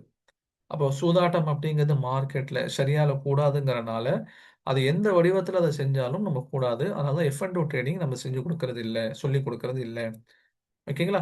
ஜென்ரலா வந்து எது ஷரியாவுடைய பிரின்சிபல் கீழ வருதோ, இந்த எஃப் அண்ட் ஓ இல்லாம, அதே மாரி இது இன்ட்ராடே இல்லாம, எது வந்து ஜென்ரலா பர்மிஷனபிள் அப்படின்னு சொல்லி பார்த்தீங்கன்னா, ஸ்விங் ட்ரேடிங்.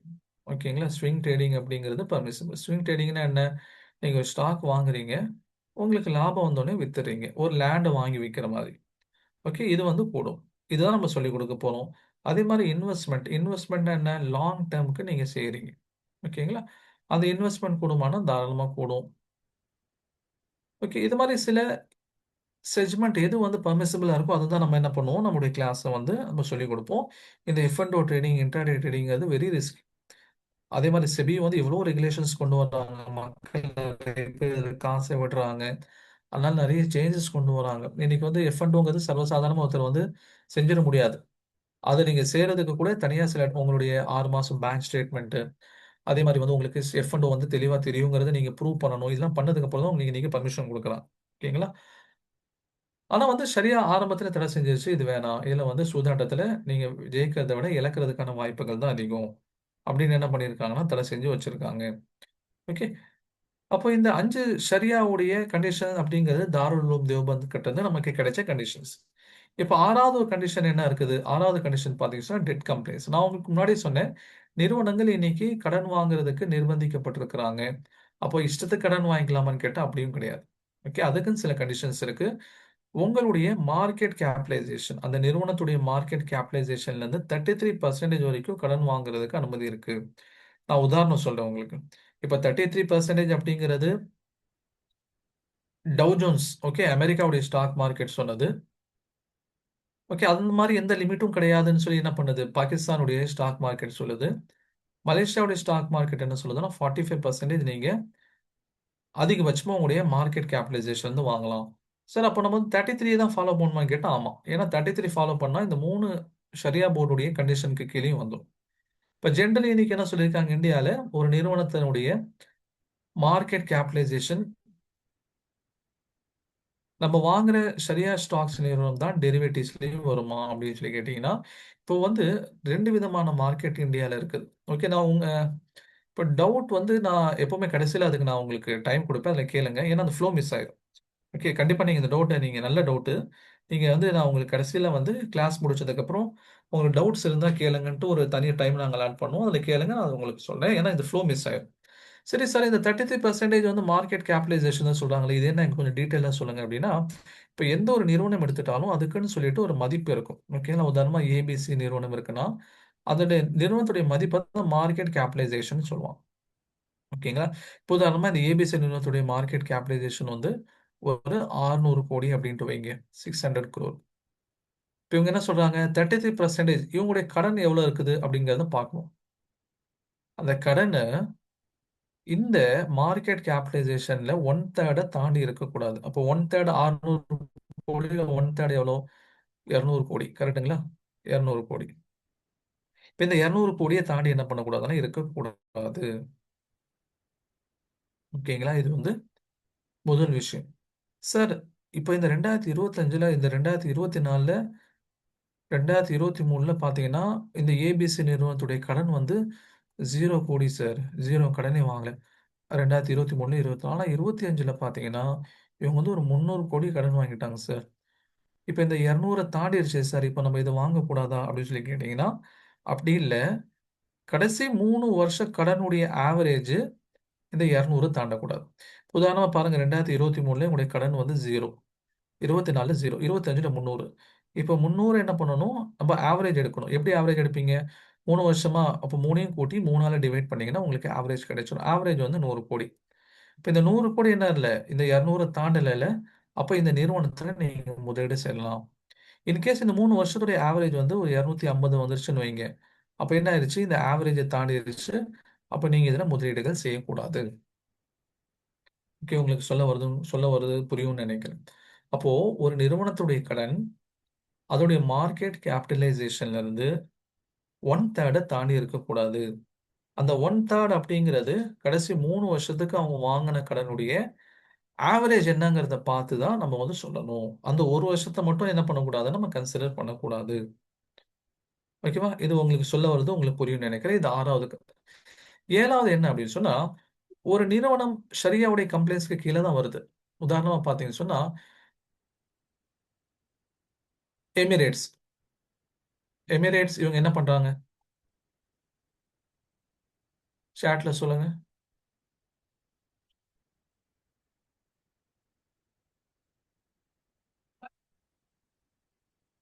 முழுசா சொல்லிடுறேன். ஃப்ளை எமிரேட்ஸ் இவங்க என்ன பண்றாங்க ஓகே ஏர்லைன் இண்டஸ்ட்ரி கரெக்டுங்களா ஏர்லைன் இண்டஸ்ட்ரியோடைய வேலை என்ன டிரான்ஸ்போர்ட்டேஷன் ஆஃப் பேசஞ்சர்ஸ். ஒரு பேசஞ்சர் ஒரு இடத்துல இருந்து இன்னொரு இடத்துக்கு வந்து டிரான்ஸ்போர்ட் பண்றது தான் வந்து ஏர்லைன்ஸோடைய வேலை கரெக்டுங்களா. இப்போ இது வந்து நான் ஷரியால வருமா இது ஏதாவது நீங்க மேல கூட பார்த்தீங்க இது வந்து ஷரியால வராதுன்னு சொல்லி நிறுவனங்கள் சொன்னாங்க. அந்த நிறுவனத்துல இது வருமா தான் வராது. ஓகேங்களா இட் மீன்ஸ் இது ஹலாலான நிறுவனம். ஓகே பேசஞ்சர்ஸ் வந்து ஒரு இடத்துல இருந்து இன்னொரு இடத்துக்கு மாத்துறதுங்கிறது இது சரியால தடுக்கப்பட்ட ஒன்றும் இல்லை தாராளமாக கூடும். ஆனா நீங்க எமிரேட்ஸ்ல வந்து ஒரு பேசஞ்சர்ஸ் போகும்போது அந்த பேசஞ்சருக்கு உள்ள என்ன பண்றாங்கன்னா ஒயின் சப்ளை பண்றாங்க கரெக்ட்டுங்களா. ஒயின் உள்ள கொடுக்குறாங்க இல்லையா ஆல்கோஹால் வந்து என்ன பண்றாங்க பேசஞ்சருக்கு சப்ளை பண்றாங்க. இப்போ அந்த பேசஞ்சருக்கு வந்து ஃபர்ஸ்ட் கிளாஸ்ல போகக்கூடியவங்க, அதே மாதிரி பிசினஸ் கிளாஸ்ல போகக்கூடியவங்க, இவங்களுக்கெல்லாம் என்ன பண்றாங்கன்னு சொன்னா உள்ள வந்து ஒயின் சப்ளை பண்றாங்க. அப்போ இந்த நிறுவனத்துடைய பங்குகளை வாங்கலாமா அப்படிங்கிற ஒரு கேள்வி வருது. கரெக்ட்டுங்களா? ஆக்சுவல் பிசினஸ், மெயின் பிசினஸ் அப்படிங்கிறது கூடும். ஆனா இந்த மெயின் பிசினஸ்ல சில நான் பெர்மிசிபிள் எலிமெண்ட்ஸ் இருக்குது. அப்ப இதுல முதலீடு செய்யலாமா அப்படின்னு சொல்லி கேட்டா அதுக்கு ஏதாவது ஒரு கண்டிஷன் சொல்றாங்க. For companies with activities comprising both permissible and நான் பெர்மிசபிள் எலிமெண்ட். அலைன்ஸுங்கிறது பெர்மிசபிள். ஆனா உள்ள ஒயின் சப்ளை பண்றதுங்கிறது நான் பெர்மிசபிள். இப்போ இதுல என்ன பண்றது அப்படின்னா, if the income from the shariah non compliant investment should not exceed 5% of the gross revenue. இப்போ உதாரணமா இந்த ஃப்ளை எமிரேட்ஸ் வந்து இந்த வருஷம் ஒரு 100 கோடி ரூபாய் சம்பாதிக்கிறாங்க வருமானம். இதுல இந்த ஒயின் மூலியமா சம்பாதிச்ச வருமானம் 5%க்கு கீழே இருந்துச்சுன்னு சொன்னா, இட் மீன்ஸ் 100 கோடி ரூபாயில 5%ங்கிறது எவ்வளோ? 5 கோடி ரூபாய். இந்த 5 கோடி ரூபாய்க்கு கீழே இருந்துச்சுன்னு சொன்னா இந்த எமிரேட்ஸ்ல நீங்க முதலீடுகள் செய்யலாம். 5 தாண்டி 10 இருந்துச்சுன்னு சொன்னா இந்த எமிரேட்ஸ்ல நீங்க முதலீடுகள் செய்யக்கூடாது. ஓகே. இப்போ ஒரு காலேஜ் ப்ரோக்ராம்ல வந்து நான் இந்த இந்த கான்செப்டை நான் எக்ஸ்பிளைன் பண்ணும்போது ஒரு ஸ்டூடெண்ட் கேட்டாங்க, சார் இஸ்லாமிக் பிரின்சிபல் படி அது கூடாதுன்னா அது சின்னதோ பெருசோ கூடாது தானே, எதுக்கு இங்க 5% கீழே இருந்தா கூடும் அதுக்கு மேல இருந்தா கூடாதுன்னு சொல்றீங்க, எவ்வளவு இருந்தாலும் சின்னதுனாலும் பெருசுனாலும் அது கூடாது தானே அப்படின்னு என்ன பண்ணாங்க ஒரு கேட்டாங்க. நல்ல கொஸ்டின். ஆக்சுவலி இங்க என்ன சொல்றாங்க அப்படின்னா 5%க்கு கீழே ஒரு நிறுவனம் இருக்குன்னா அந்த நிறுவனத்துடைய பங்குகளை வாங்கலாமா கூடாதா? 5க்கு கீழே இருந்தா வாங்கலாம். ஓகேங்களா? ஆனா அந்த 5% அப்படிங்கிறது அது டிஃபால்ட்டா என்னது, உங்களுக்கு அந்த வருமானம் அப்படிங்கிறது கூடாது. சரிங்களா? வருமானம் அப்படிங்கிறது கூடாது. ஆனா அந்த நிறுவனம் அப்படிங்கிறது வாங்கலாமா கூடாதான்னு கேட்டா வாங்கலாம். 5% கீழே இருக்கும்போது. இது எப்படி நம்ம வாழ்க்கையில ரிலேட் பண்ணிக்கலாம் அப்படின்னு சொன்னா, இப்போ நீங்க என்ன பண்ணீங்க, ஒரு விருந்துக்கு போறீங்க. அந்த விருந்துக்கு போகும்போது அந்த விருந்து உங்களுக்கு கொடுக்கக்கூடியவர் வெளிப்படையா நார்மலான பிசினஸ் தான் பண்றாரு. உதாரணமா இது ஒரு கடை வச்சிருக்காரு. இல்லைன்னு சொன்னா ஏதாவது வந்து ஒரு வேலைக்கு போயிட்டு இருக்காரு. இப்போ அவருடைய பேங்க்ல என்ன பண்ணியிருப்பாரு, சில அமௌண்ட் வச்சிருப்பாரு. இந்த அமௌண்ட்ல என்ன ஆகும்னு சொன்னா சில சமயங்கள்ல இன்ட்ரெஸ்ட் வரும். கரெக்ட்டுங்களா? இப்ப இந்த இன்ட்ரெஸ்ட்ட குடுக்கணும். அது வந்து நம்ம யூஸ் பண்றதுக்கு பெர்மிசிபிள் இல்ல. அது வந்து நமக்கு ஹலால் இல்ல. இப்போ உதாரணமா ஒரு பேங்க்ல வந்து ரூ. 1,00,000 வச்சிருக்காரு 1 வருஷத்துக்கு. அதுக்கு என்ன பண்றாங்க, ஒரு ரூ. 3,000 அவங்களுக்கு இன்ட்ரெஸ்ட் வருது. இப்ப இந்த இன்ட்ரெஸ்ட்ட வந்து இவரு சதக்கா செஞ்சுட்டாரா இல்லையாங்கிறது நமக்கு தெரியாது. இப்ப இன்கேஸ் வந்து சதகா செய்யாம இருந்தாருன்னா இந்த இன்கம் கூடாது. இப்ப இந்த இன்கம்ல மேபி அவர் அந்த விருந்து வச்சாருன்னா அப்ப என்ன ஆகும், நம்ம சாப்பிடுறதும் கூடாதுன்னு சொல்லி வந்துரும். அப்ப என்ன பண்ணணும், இப்போ ஒவ்வொரு விருந்துக்கு போகும்போதும் ஒவ்வொருத்தருடைய இன்கம் வந்து அது ஹலால் தானா, உங்களுடைய பேங்க் ஸ்டேட்மெண்ட் கொடுங்க அப்படின்னு சொல்லி வாங்கி செக் பண்ணிட்டு அதுக்கு தான் சாப்பிட்ற மாதிரி இருக்கும். புரியுதுங்களா? இப்போ அதனால தான் என்ன சொல்லியிருக்காங்க, ஒருத்தர் வெளிப்படையா வந்து அவருடைய பிசினஸே நான் ஹலாலா இருக்கு. நான் ஜென்ரலாவே அவர் வட்டிக்கு கொடுத்து வாங்கக்கூடிய பழக்கம் இருக்கிறவரா இருந்தாருன்னா, அப்ப அவங்க அந்த மாதிரியான மனிதர்களுடைய விருந்த அவாய்ட் பண்ணிக்கணும். ஆனா ஜென்ரலா அவங்க நல்ல பிசினஸ் தான் பண்றாங்க. ஆனா இந்த மாதிரியான விஷயங்கள் கொஞ்சம் முன்ன பின்ன இருந்தா, அங்க போய் என்ன பண்ணலாம், அந்த விருந்து சாப்பிடுறதுக்கு அனுமதி இருக்குது அப்படிங்கிறது பொதுவான ஒரு ஃபத்வா. அதே தான் இந்த எமிரேட்ஸ்ல என்ன சொல்றாங்க, சில நிறுவனங்கள் அவங்களுக்கு மெயின் பிசினஸ்ங்கிறது ஹலால் தான். ஆனா இந்த மாதிரியான நான் சரியா எலிமெண்ட் இருந்துச்சுன்னா, அது 5%க்கு கீழ இருந்தா அது கூடும். அது அந்த நிறுவனத்தில நீங்க முதலீடுகள் செய்யலாம். ஆனா இந்த 5% இன்கம்ங்கிறது கூடாது. அதுல எந்த விதமான கேள்வி கணக்கும் கிடையாது. அதுதான் நீங்க என்ன பண்ணணும், சதக்கா செஞ்சிடணும். நான் ஆரம்பத்திலே நான் சொன்னேன், அவங்க டிவிடெண்டா குடுக்கும்போது அத சதக்கா செஞ்சுட்டு போயிருங்க. தான தர்மங்கள் செஞ்சிருங்கன்னு நான் சொல்லியிருந்தேன். ஓகேவா? அப்ப இந்த 7 விஷயங்கள வந்து ஒரு நிறுவனத்தில நம்ம பார்க்கிறோம். இந்த 7 விஷயங்கள நம்ம பார்த்தோம்னு சொன்னா, நம்மளால என்ன பண்ண முடியும்னு சொன்னா, இந்த 7 கண்டிஷனுக்கு பொருந்தி வந்துச்சுன்னா, அதுல நம்மளால இன்வெஸ்ட்மென்ட் பண்ண முடியும். ஓகே. இப்போ அந்த கரூர்ல பள்ளப்பட்டியில நடந்த அந்த ஃபிகர் செமினார்ல ஸ்டாக் மார்க்கெட் பத்தியும் பேசியிருந்தாங்க. அது வந்து அவங்க 3 நாள் நடந்த புரோகிராம வந்து சம்மரைஸ் பண்ணி அவுட்புட் மட்டும் குடுத்துருக்காங்க. நான் உங்களுக்கு கிளாஸ்ல அந்த அவுட்புட் உடைய அந்த பிடிஎஃப் நான் உங்களுக்கு தரேன். ஓகே. அத படிச்சு பாருங்க. நல்லா இருக்கும் அது. இப்போ வந்து இங்க சொல்லியிருக்காங்க சில விஷயங்கள் அடிப்படை வியாபாரம் ஹலாலாக இருந்தும் பகுதி அமைப்பில் ஹராமான வியாபாரங்களில் சிக்கியிருக்கும் நிறுவனங்களில் பங்குகளை வாங்க வேண்டுமெனில் என்ன செய்யணும் அதுதான் கீழே எக்ஸ்பிளைன் பண்ணியிருப்பான். அப்ப 7 கண்டிஷன்ஸ் நம்ம இங்க என்னென்ன பார்த்துருக்கோம் அப்படின்னு சொல்லி எடுத்தீங்கன்னா, ஃபர்ஸ்ட் அதை சம்மரைஸ் பண்ணிடலாம 7 கண்டிஷன்ஸ் என்னென்ன இருக்கு அப்படிங்கிறது. ஃபர்ஸ்ட் கண்டிஷன் என்ன, நீங்க எந்த பிசினஸ்ல முதலீடு செய்றீங்களோ அவங்க வந்து ஹலால் பிசினஸ்ல இருக்கணும். ஷரியா தடை செய்த பிசினஸ்ல இருக்கக்கூடாது. ரெண்டாவது, நீங்க வாங்கக்கூடிய நிறுவனத்துல அசெட் வந்து அவங்க கிரியேட் பண்ணியிருக்கணும். வெறும் கேஷா வச்சிருக்க கூடாது.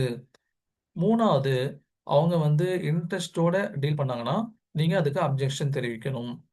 நாலாவது, நான் ஹலால் மோட் ஆஃப் இன்கம்ல உங்களுக்கு ஏதாவது ஒரு போர்ஷன் வந்துச்சுன்னா அதை நீங்க என்ன பண்ணிடணும், சதகா செஞ்சிடணும், டொனேஷன் கொடுத்துடணும். அஞ்சாவது, அந்த ஷேர்ஸ் உங்களுடைய கைக்கு வராததுக்கு முன்னாடி என்ன பண்ணக்கூடாது, பொசிஷன்ல வராததுக்கு முன்னாடி நீங்க அதை விற்பனை செய்யக்கூடாது. ஆறாவது கண்டிஷன் என்ன? ஆறாவது கண்டிஷன், அந்த நிறுவனங்கள் கடன் வாங்கியிருந்தா அந்த கடன் அவங்களுடைய மார்க்கெட் கேபிட்டலைசேஷன்ல இருந்து 1/3க்கு கீழே இருக்கணும். ஏழாவது, அவங்களுக்கு நான் ஹலால் எலிமெண்ட் இன்கம் வந்துச்சுன்னு சொன்னா அந்த இன்கம் வந்து 5%க்கு கீழே இருக்கணும். இந்த 7 கண்டிஷன்ஸ் பார்க்கணும். ஓகே.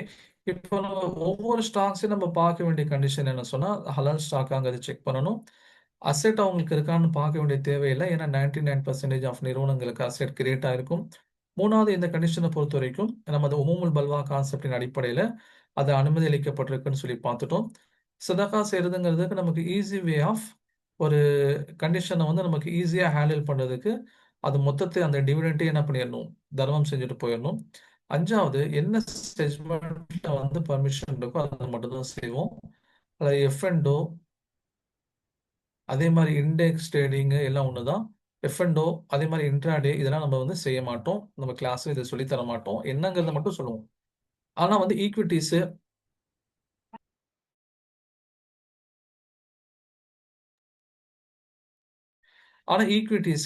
அதுல வந்து ஸ்விங் ட்ரேடிங் அடிப்படையில், இன்வெஸ்ட்மெண்ட் அடிப்படையில் எது செய்யணுமோ அதை நம்ம செய்வோம். இந்த ஆறாவது கண்டிஷன் நம்ம ஒவ்வொரு ஸ்டாக்குக்கும் நம்ம பார்க்கணும். ஏழாவது கண்டிஷனும் ஒவ்வொரு ஸ்டாக்குக்கும் நம்ம பார்க்கணும். ஓகே. இது எப்படி பார்க்கறது, எங்க பார்க்கறதுங்கிறத நம்ம வந்து கிளாஸ்ல வந்து ஷரியா பார்ட் 2 அப்படின்னு ஒரு கிளாஸ் நடத்துவோம். அதுல நான் உங்களுக்கு சொல்லி தருவேன். புரியுதுங்களா? இந்த 7 கண்டிஷன்ஸ் ஃபாலோ பண்ணி நம்மளால இன்வெஸ்ட்மெண்ட் பண்ண முடியும். அது ஷரியாவுடைய கம்பெனிஸ்க்கு கீழே தான் வரும். ஓகேங்களா? சரி, அப்ப இதுல ஏதாவது டவுட்ஸ் இருந்தா நீங்க கேளுங்க.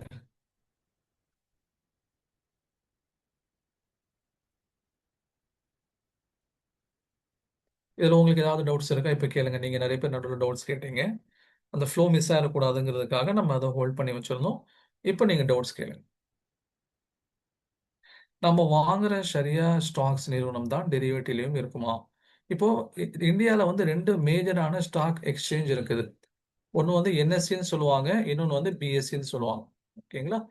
நிறுவனங்கள் வந்து இங்க வந்து தன்னுடைய நிறுவனங்களை லிஸ்டிங் பண்றதுன்னு சொல்லுவாங்க, ரெஜிஸ்டர் பண்றதுன்ட்டு. ரெஜிஸ்டர் பண்றதுன்னா என்ன? ஒரு நிமிஷம் ஹதீஸ் சைடு நான் உங்களுக்கு காமிக்கிறேன். இப்ப ரெஜிஸ்டர் பண்றதுன்னா என்ன? இவங்க வந்து நீங்க இந்த பிஎஸ்சி என்எஸ்சில ரெஜிஸ்டர் பண்ணாதான் அந்த நிறுவனத்துடைய பங்குகளை வாங்கவும் விற்கவும் முடியும். ஓகேவா? இப்போ என்எஸ்சில எத்தனை நிறுவனங்கள் வந்து லிஸ்ட் பண்ணியிருக்காங்கன்னு கேட்டா 2800 நிறுவனங்கள் தோராயமா. பிஎஸ்சியில் பார்த்தீங்கன்னா 6000 சொச்சம் நிறுவனங்கள் ரெஜிஸ்டர் பண்ணியிருக்காங்க. ஓகேங்களா? இந்த 2800ல எத்தனை நிறுவனங்கள் எஃப்என்டோ பண்ண முடியும்? இந்த 6000 2800 சேர்த்து பார்த்தீங்கன்னா ஒரு 170ல இருந்து 200 நிறுவனங்களை எஃப்என்டோ பண்ண முடியும். ஓகேங்களா? எஃப்என்டோ ட்ரேடிங் அப்படிங்கிறது பண்ண முடியும். ஒன்று. அப்போ இந்த எஃப்என்டோ ட்ரேடிங் அப்படிங்கிறது நிறுவனங்களை பண்ண முடியும். ரெண்டாவது, இண்டெக்ஸ்லையும் பண்ண முடியும். இண்டெக்ஸ்னா என்ன? இண்டெக்ஸ் அப்படிங்கிறது குறியீடுகள். ஓகே. இப்போ நிஃப்டிங்கிறது ஒரு இண்டெக்ஸ். ஓகேங்களா? சென்செக்ஸ் அப்படிங்கிறது ஒரு இண்டெக்ஸ். இந்த இண்டெக்ஸ் டைரக்டா உங்களால வாங்க முடியும். ஏன்னா தனி டாபிக். நான் முன்னாடி சொன்ன மாதிரி எஃப்என்டோல எக்ஸ்பிளைன் பண்ணேன். ஒரு 170ல இருந்து 200 நிறுவனங்களாக எஃப்என்டோ பண்ண முடியும். ஆனா நம்ம அதை பண்ண போறது இல்லை. எல்லா நிறுவனங்களுடைய ஸ்டாக்ஸ் தான் நம்ம வந்து டைரக்டா வாங்க போறோம். அப்போ நம்ம எஃப்என்டோ பத்தி பெருசா பயப்பட தேவையில்லை.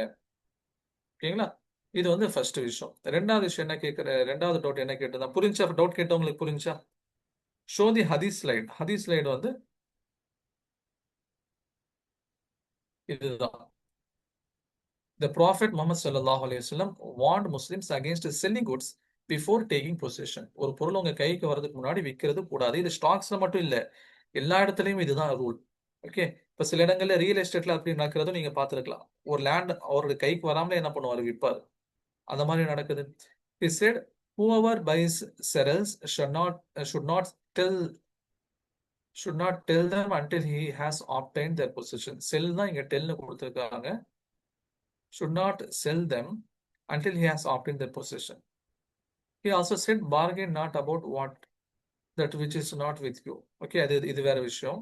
நபி அவங்க சொன்ன ஹதீஸ்ல என்ன, முதல்ல உங்க கைக்கு வராம இதை நீங்க விற்காதீங்க, அதனாலதான் இன்ட்ராடே கூடாதுன்னு சொல்றோம். உங்களுக்கு புரிஞ்சிருக்கும்னு நினைக்கிறேன்.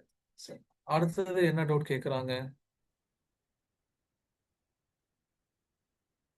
How do we know non-halal elements and debt amount in the company? அதுதான் நான் சொன்னேன், நம்முடைய பேட்ச்ல வந்து இதுக்குன்னு தனியா ஒரு கிளாஸ் இருக்கு. அது ஒரு 1 hour போகும். ஓகேங்களா? நம்ம ஷரியா பார்ட் 1 பார்ட் 2ன்னு சொல்லி நடத்துவோம். இப்போ ஷரியா பார்ட் 1 வந்து நம்ம இங்க ஓப்பன் செஷன்ல நடத்திடுறோம். பார்ட் 2 வந்து நம்ம கிளாஸ்ல நடத்துவோம். அது எங்க பார்க்கணும், எப்படி பார்க்கணும் அப்படிங்கறத கிளாஸ்ல நடத்துவோம். ஓகே, ஆடியோ ஓபன் பண்ண சொல்லி கேக்குறீங்க. ஓகே, வாய்ஸ்ல டவுட் கேக்குறவங்க இப்ப அன்மியூட் பண்ணிட்டு கேட்கலாம், ஒரு 1 by 1, இல்லைன்னா வந்து வாய்ஸ் கிராஷ் ஆகும். அஸ்ஸலாமு ஜி. அலைஹிஸ்ஸலாம். ஜி இஸ்லாம் ஜி. இந்த வலைசலாம் சொல்லுங்க. ஜி ட்ரேடிங்ல நீங்க பையிங் மட்டும் பண்ணணும்னு சொன்னீங்க, செல்லிங் பண்ணிட்டு தானே பையிங் பண்ணுவாங்க, அந்த மாதிரி சிஸ்டம் இருக்குல்ல ட்ரேடிங்ல, அது பண்ணலாங்களா? இருக்கு, ஷார்ட் செல்லிங் அப்படின்னு சொல்லுவாங்க. ஷார்ட் செல்லிங் அப்படின்னா ஜென்ரலா நமக்கு எப்படி தெரியும், ஒரு பொருளை நம்ம வந்து பை பண்ணுவோம், அதுக்கப்புறம் தான் நம்ம செல் பண்ணுவோம். ஓகேங்களா? அதுக்கப்புறம் நம்ம செல் பண்ணுவோம். இது வந்து ஜென்ரலான பிசினஸ் நமக்கு தெரிஞ்சது, நம்ம பார்க்கக்கூடியது. ஆனா ஸ்டாக் மார்க்கெட்ல முதல்ல செல் பண்ணிட்டு அதுக்கப்புறம் அதை பை பண்ணக்கூடிய ஆப்ஷனும் இருக்குது.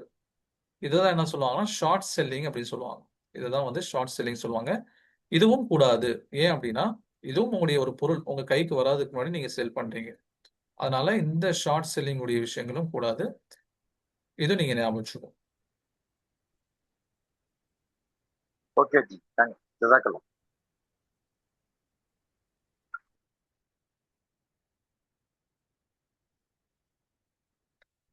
சரியா, ஸ்டாக் வாங்கும்போது அதுவும் நம்ம கையில் வரலை தானே சார், அதுவும் பொசிஷன்ல. சரியா, ஸ்டாக் வாங்கும்போது இப்போ ஜென்ரலா இப்போ இந்த ஸ்டாக் உங்க பொசிஷன்ல எப்போ வரும்னு சொல்லி கேட்டீங்கன்னா, இப்போ மண்டே அன்னைக்கு நீங்க ஒரு ஸ்டாக் வாங்குறீங்கன்னா டியூஸ்டே உங்களுடைய பொசிஷன்ல அது வந்துடும். T+1 சொல்லுவாங்க அது. ஓகேங்களா? அப்போ நீங்க மண்டே வாங்குனீங்கன்னா டியூஸ்டேல இருந்து நீங்க எப்போ வேணா விற்கலாம். அது மண்டேவே விற்க முடியாது, அது இன்ட்ராடேல வந்துடும், உங்க பொசிஷனுக்கு இல்லாம போயிடும். இன்னும் சொல்ல போனா இப்போ கவர்மெண்ட் வந்து செபி என்ன பண்ணிட்டு இருக்காங்க, T+0க்கு ட்ரை பண்ணிட்டு இருக்காங்க. T+0னா என்ன, நீங்க வாங்கின அன்னைக்கு அது உங்களுடைய கண்ட்ரோல்ல உங்களுடைய பொசிஷன்ல வர மாதிரி இருக்கு. ஆனா இன்னும் அது முழுசா நடைமுறைக்கு வரல. ஃபியூச்சர்ல வரலாம். ஃபியூச்சர்ல அந்த மாதிரி வந்துச்சுன்னு சொன்னா அப்போ இன்ட்ராடே கூட கூடுங்கிற மாதிரி சொல்லக்கூடிய வாய்ப்புகள் வரலாம். ஆனா இப்போ இது வரைக்கும் அது வரல, அந்த மாதிரி வாய்ப்புகள் இல்லை. Can we do covered call in option? This is buying the entire lot of the particular company and we create. அதான் சொன்னேன், F&Oங்கிறது சுருக்கமா நீங்க ஞாபகம் வச்சுக்கோங்க, அது ஒரு சூதாட்டம். ஓகேங்களா? அது வந்து ஒரு சூதாட்டம். இன்னும் ஜென்ரலா தியரிஸ்லாம் பார்த்தோம்னா அது வந்து ஒரு கான்ட்ராக்ட். கான்ட்ராக்டை வந்து நீங்க போடலாம், ஆனா கான்ட்ராக்டை பை செல் பண்றதுங்கிறது கூடாது. ஓகே, ஷரியாவுடைய அடிப்படையில நீங்க ஒரு பொருள் வியாபாரம் அங்க நடக்குது அப்படின்னு சொன்னா நீங்க என்ன பண்ணணும், அங்க வந்து ஒரு பொருளோ அல்லது சர்வீஸோ கைமாறணும். இப்போ வந்து நீங்க ஒரு கடைக்கு போறீங்க, அண்ணாச்சி கடைக்கு போறீங்க, அங்க வந்து ஒரு 5 கிலோ அரிசி வாங்குறீங்க. அப்ப அங்க வந்து ஒரு பொருள் என்ன ஆகுது, கைமாறுது. இல்ல நீங்க வந்து ஒரு சர்வீஸ், இப்போ நீங்க வந்து நாளைக்கு கிளாஸ் ஜாயின் பண்றீங்க, நான் உங்களுக்கு ஒரு நாலேஜ் கத்து தரேன், நீங்க அதுக்காக ஃபீஸ் கொடுக்குறீங்க, இந்த சர்வீஸ் கைமாறுது. ஆனா இந்த F&Oல இந்த கான்ட்ராக்ட்ல என்ன கிடையாதுன்னா, இது குட்ஸ்லயும் வராது, இது சர்வீஸ்லயும் வராது. எந்த ஒரு ஷக்கல் சூரத்துலயும் இது வராது. ரெண்டாவது, நீங்க செய்யக்கூடியவங்களுக்கே நல்லா தெரியும் F&Oங்கிறது ஒரு சூதாட்டம் அப்படிங்கிறது தெரியும். ஓகேங்களா? இது மூணாவது பாத்தீங்கன்னு சொன்னா, எந்த ஒரு பிசினஸ் அக்ரிமெண்ட்லயும் வந்து செகண்ட் கண்டிஷன்ஸ் வரக்கூடாது. செகண்ட் கண்டிஷன் இப்போ உதாரணமா நீங்க ஒரு வீடை விற்கிறீங்கன்னு வைங்க. வீடை விற்கும் போது வாங்குறவர் கிட்ட நீங்க சொல்றீங்க, நீங்க தான் பையரு, செல்லர் கிட்ட சொல்றீங்க, நான் அந்த வீடை உங்களுக்கு விற்கிறேன், ஆனா அந்த வீடை நீங்க எனக்கு தான் வாடகை கூடணும் அப்படின்னு கண்டிஷன்ல நீங்க கொடுக்க கூடாது. அது நான் ஷரியால வந்துடும். ஏன்னா ஒரு பிசினஸ்ல எக்ஸ்ட்ரா கண்டிஷன்ஸ் நீங்க ஆட் பண்ணக்கூடாது. ஓகேங்களா? நீங்க வந்து ஃபர்ஸ்ட் நீங்க பிசினஸ்ல என்ன பண்ணுங்க, அந்த வீடை அவர்கிட்ட வித்துருங்க. ரெண்டாவது ரெக்வெஸ்ட் பண்ணுங்க, அந்த வீட்டில் நாங்க தாங்க இருக்கோம், நீங்க தயவு செஞ்சு எங்களுக்கு அதை நீங்க ரெண்ட் கொடுத்தீங்கன்னா நாங்களே அதை ரெண்ட் கொடுத்துருவோம் அப்படின்ட்டு ரெக்வெஸ்ட் பண்ணலாமே தவிர கண்டிஷனா போடக்கூடாது. ஓகேங்களா? அதே மாதிரி தான் இது F&O கான்ட்ராக்டை பொறுத்த வரைக்கும் என்னன்னா, நீங்க அந்த வாங்கக்கூடிய அந்த கான்ட்ராக்ட வந்து ஒரு பர்ட்டிகுலர் டேட்டுக்கு முன்னாடி அத வந்து க்ளோஸ் பண்ணி ஆகணும். ஓகேங்களா? ஆனா ஈக்விட்டீஸ் அந்த மாரி கண்டிஷன் கிடையாது. நீங்க ஸ்டாக்க வாங்குனீங்கன்னா, இத்தன நாள்ல வித்து ஆகணும் அப்படிங்கிற கண்டிஷன்லாம் கிடையாது. நீங்க அத 1 நாளும் வச்சிருக்கலாம், 1 வருஷமும் வச்சிருக்கலாம், 10 வருஷமும் வச்சிருக்கலாம், இல்ல உங்க சந்ததிகள் கூட விட்டுட்டு போலாம். எந்த ஒரு ப்ராப்ளமும் இல்ல. ஆனா எஃப்&ஓ கான்ட்ராக்ட்ட பொறுத்தவரைக்கும், மந்த்லி எக்ஸ்பைரி டேட்ன்னு சொல்லியிருக்கு. அதான் நான் உங்களுக்கு அங்க டீட்டெயிலா எக்ஸ்ப்ளைன் பண்ணுவேன். அந்த அந்த எக்ஸ்பைரி டேட்டோட அந்த கான்ட்ராக்ட் முடிஞ்சிரும். இது மாரி எக்ஸ்ட்ரா கண்டிஷன்ஸ் பல விஷயங்கள் அது கூடாதுன்னு சொல்றதுக்கு ஆட் ஆகுது. அதனால நம்ம எஃப்&ஓ செய்ய மாட்டோம். ஓகே. உங்களுக்கு புரிஞ்சிருக்கும்னு நினைக்கிறேன். இது டீட்டெயிலா நம்ம கிளாஸ்ல இத பத்தி டிஸ்கஸ் பண்ணுவோம். அதானி அண்ட் ரிலையன்ஸ் ஸ்டாக்ஸ் வாங்கலாமா? அது ஷரியாவுடைய கம்பெனிஸ்க்கு கீழ வந்தா வாங்கலாம். அதான் செக் பண்ணணும். அது ஷரியாவுடைய கம்பெனிஸ்க்கு நான் சொன்னேன்ல ஒரு 3 விஷயங்கள் ரெகுலரா எல்லா ஸ்டாக்குக்கும் செக் பண்ணணுன்ட்டு. அது செக் பண்ணி அந்த 3லயும் அது பாஸ் ஆயிருச்சுன்னு சொன்னா நீங்க தாராளமா அத வாங்கலாம்.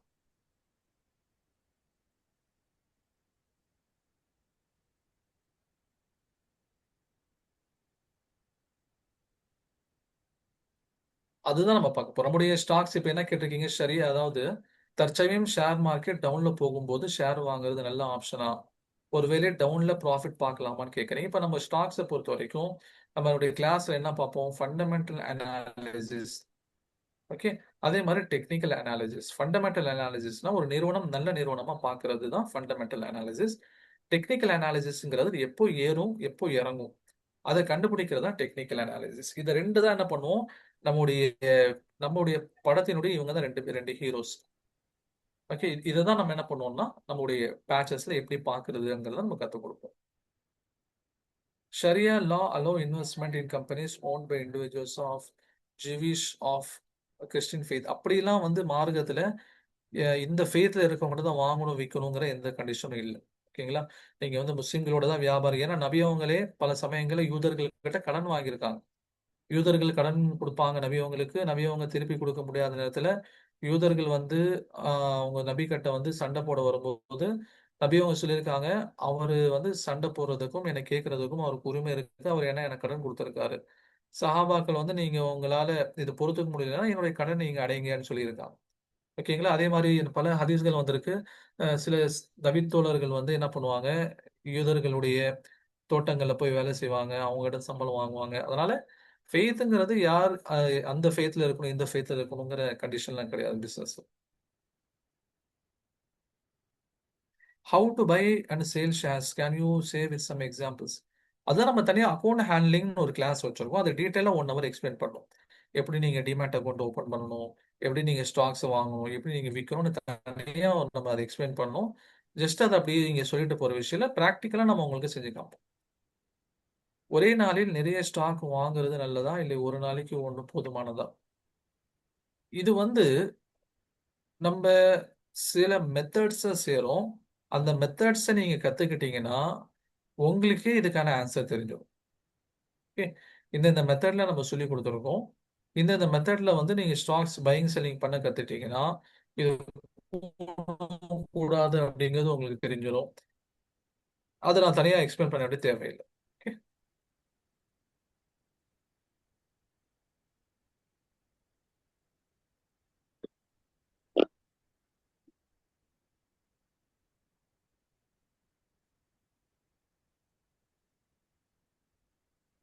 Any other doubts? ஜி, இது கேண்டில்ஸ்டிக் பேட்டர்னு அப்புறம் வந்து இண்டிகேட்டர் இதெல்லாம் பார்ப்போங்களா? இல்ல வேற அது ஏதாவது எல்லாமே மெத்தட் டெக்னிக்கல்ஸ்ல வச்சிருக்கீங்களா? வரும். அது எல்லாமே வந்து டெக்னிக்கல்ஸ்ல வந்துரும். டெக்னிக்கல் அனாலிசிஸ் நம்ம செய்வோம். அதுல நீங்க கேட்டது எல்லாமே அதுல வந்துரும். ஓகே. அஸ்ஸலாமு அலைக்கும். சார் ஸ்டூடெண்ட்ஸ்க்கு நம்ம ஆஃபர் இன்ஃபர்மேஷன் நான் ஷேர் பண்ணிடுறேன். ஒரு 2 மினிட்ஸ். ஓகே. ஸோ நம்மளுடைய ஸ்டாக் மார்க்கெட்டிங் கோர்ஸ் வந்து நம்ம நெக்ஸ்ட் வீக் ஸ்டார்ட் ஆகுது. ஆல்மோஸ்ட் டியூஸ்டே இல்லைன்னா வெட்னஸ்டே ஸ்டார்ட் ஆயிரும். ஸோ இந்த பேட்சில் வந்து பார்த்தீங்க அப்படின்னா பெர் பேட்சுக்கு நம்ம வந்து வெறும் 25லேருந்து 30 ஸ்டூடெண்ட்ஸ் மட்டும்தான் எடுப்போம். ஓகேங்களா? ஸோ சார் சொல்லியிருப்பாரு ஆல்ரெடி ஒரு செஷன் முடிஞ்சது. ஃபர்ஸ்ட் இதே மாதிரி ஓரியன்டேஷன் நடந்ததுன்ட்டு. ஸோ அப்போவே ஆல்மோஸ்ட் 18 பேர் ஜாயின் பண்ணியிருக்காங்க. இன்னும் ரிமைனிங் சீட்ஸ் மட்டும்தான் இருக்கு. ஸோ இந்த செஷன்ல வந்து ஓகே உங்களுக்கு ஒரு ஐடியா கிடைச்சிருக்கு, இன்ட்ரெஸ்ட் இருக்கு அப்படின்னா நீங்க வந்து எங்களுடைய பேட்ச் வந்து நீங்க ஸ்டார்ட் பண்ணிக்கலாம். ஸோ இது வந்து 1 மந்த்துக்கான ட்ரைனிங். ஓகேங்களா? ஸோ மண்டே டு ஃப்ரைடே வரைக்கும் நடக்கும். ஓகேங்களா? ஸோ இது வந்து மார்னிங் ஈவினிங் அப்படின்ற மாதிரி இருக்கு. ஓகேங்களா. ஸோ அந்த எந்த பேட்ச்ல எப்படி சூட் ஆகுதுன்னு, ஆனா பெரும்பாலும் வந்து ஜாயின் பண்ணவங்க எல்லாம் ஈவினிங் வந்து ப்ரிஃபர் பண்ணாங்க, 7 to 8 PM அப்படின்னு சொல்லி. ஸோ உங்களுக்கு மண்டேல இருந்து ஃப்ரைடே வரைக்கும் கிளாஸஸ் வந்து இருக்கும், சாட்டர்டே சண்டே லீவு. அதே மாதிரி இந்த 1 மந்த் போகும். 1 மந்த் அப்படின்றது ஒரு 1.5 மாசம் வரைக்கும் கூட சார் வந்து கொஞ்சம் ஸ்ட்ரெச் பண்ணி எடுப்பாரு. ஸோ இப்போ நீங்க இப்போ எப்படி பேமெண்ட் பண்ணதுக்கு அப்புறம், ஸோ ஃபர்ஸ்ட் பேமெண்ட் ஆஃபர் சொல்லிடுறேன். ஸோ இதுக்கு முன்னாடி வந்து நம்ம முடிச்ச பேட்சஸ் எல்லாமே நம்ம 15,000 அப்படின்ற மாதிரி வச்சிருந்தோம். ஸோ அதுக்கடுத்து இப்போ வந்து இந்த நியூ இயர் அப்படின்றதுனால நம்ம போன வாட்டி ஒரு ஆஃபர்லாம் கொடுத்துருந்தோம். அதே ஆஃபர் இந்த ஓரியன்டேஷன்லயும் கொடுக்கலாம் அப்படின்னு சொல்லி இது 1 மந்த்துக்கான ட்ரைனிங் வந்து 15,000. ஸோ இன்னைக்கு வந்து ஆஃபர் வந்து பாத்தீங்கன்னா வெறும் 5,000 மட்டும் நீங்க பே பண்ணா போதும். அதுவும் இன்னைக்கு ஜூம்ல அட்டன் பண்ணவங்களுக்கு ஒரு ப்ரோமோ கோடு வந்து நான் இது பண்ணியிருக்கேன். ஸோ அந்த ப்ரோமோ கோட் யூஸ் பண்ணா இன்னும் நீங்க 500 கம்மியா பே பண்ணி 4,500 நீங்க பே பண்ணிக்கலாம். ஸோ நீங்க பேமெண்ட் பண்ணதுக்கு அப்புறம் அந்த பேமெண்ட் டீடைல்ஸ்லாம் உங்களுக்கு சாட்பாட்ல ஜூம்ல நான் கொடுத்துருப்பேன், நோட் பண்ணிக்கோங்க. அதே மாதிரி அதை வாட்ஸ்அப் குரூப் லிங்க்லயும் ஜாயின் பண்ணிக்கோங்க. ஸோ தட் நீங்க அந்த குரூப் லிங்க்ல இருக்கிறப்போ அந்த குரூப்ல இருக்கிறப்போ உங்களுக்கு போன வீடியோஸும் இன்னைக்கு நடந்த வீடியோஸோட ரெக்கார்டிங்ஸும் உங்களுக்கு நான் அனுப்பிடுவேன். ஓகேங்களா. ஸோ நீங்க பேமெண்ட் பண்ணதுக்கு அப்புறம் உங்களுக்கு செப்பரேட் குரூப்ல நம்ம ஆட் பண்ணிடுவோம். அந்த குரூப்ல மட்டும்தான் ட்ரெயினரையும் நம்ம ஆட் பண்ணுவோம். ஏன்னா உங்களுக்கு ஏதாவது டவுட் அப்படின்னா நீங்க ஜூம்லயும் இதே மாதிரி கொஸ்டின் கேட்டுக்கலாம், அதே மாதிரி வந்து அந்த குரூப்லயும் நீங்க கொஸ்டின் கேட்கலாம். ஸோ ட்ரெயினரும் அதுல வந்து எக்ஸ்பிளைன் பண்ணுவாரு. இது ஃபர்ஸ்ட் திங். சார் நான் இப்போ 1 மாசம் நான் ஜாயின் பண்ணிட்டேன், நான் ஏதாவது ஃப்ளோவா அட்டன் பண்ணிக்கிட்டே இருக்கிறப்போ திடீர்னு ஒரு நாள் நான் அட்டன் பண்ண முடியாம போச்சுன்னா எனக்கு கண்டினியூட்டி மிஸ் ஆகுமா அப்படின்னு கேட்பீங்க. ஸோ அதுக்கும் உங்களுக்கு ஆல்டர்னேட் வே என்னன்னா, இன்னைக்கு நடந்த கிளாஸை இன்னைக்கே ரெக்கார்ட் பண்ணி உங்களுக்கு ஒரு அப்ளிகேஷன்ல இன்ஸ்டால் பண்ணி கொடுத்துருவோம்.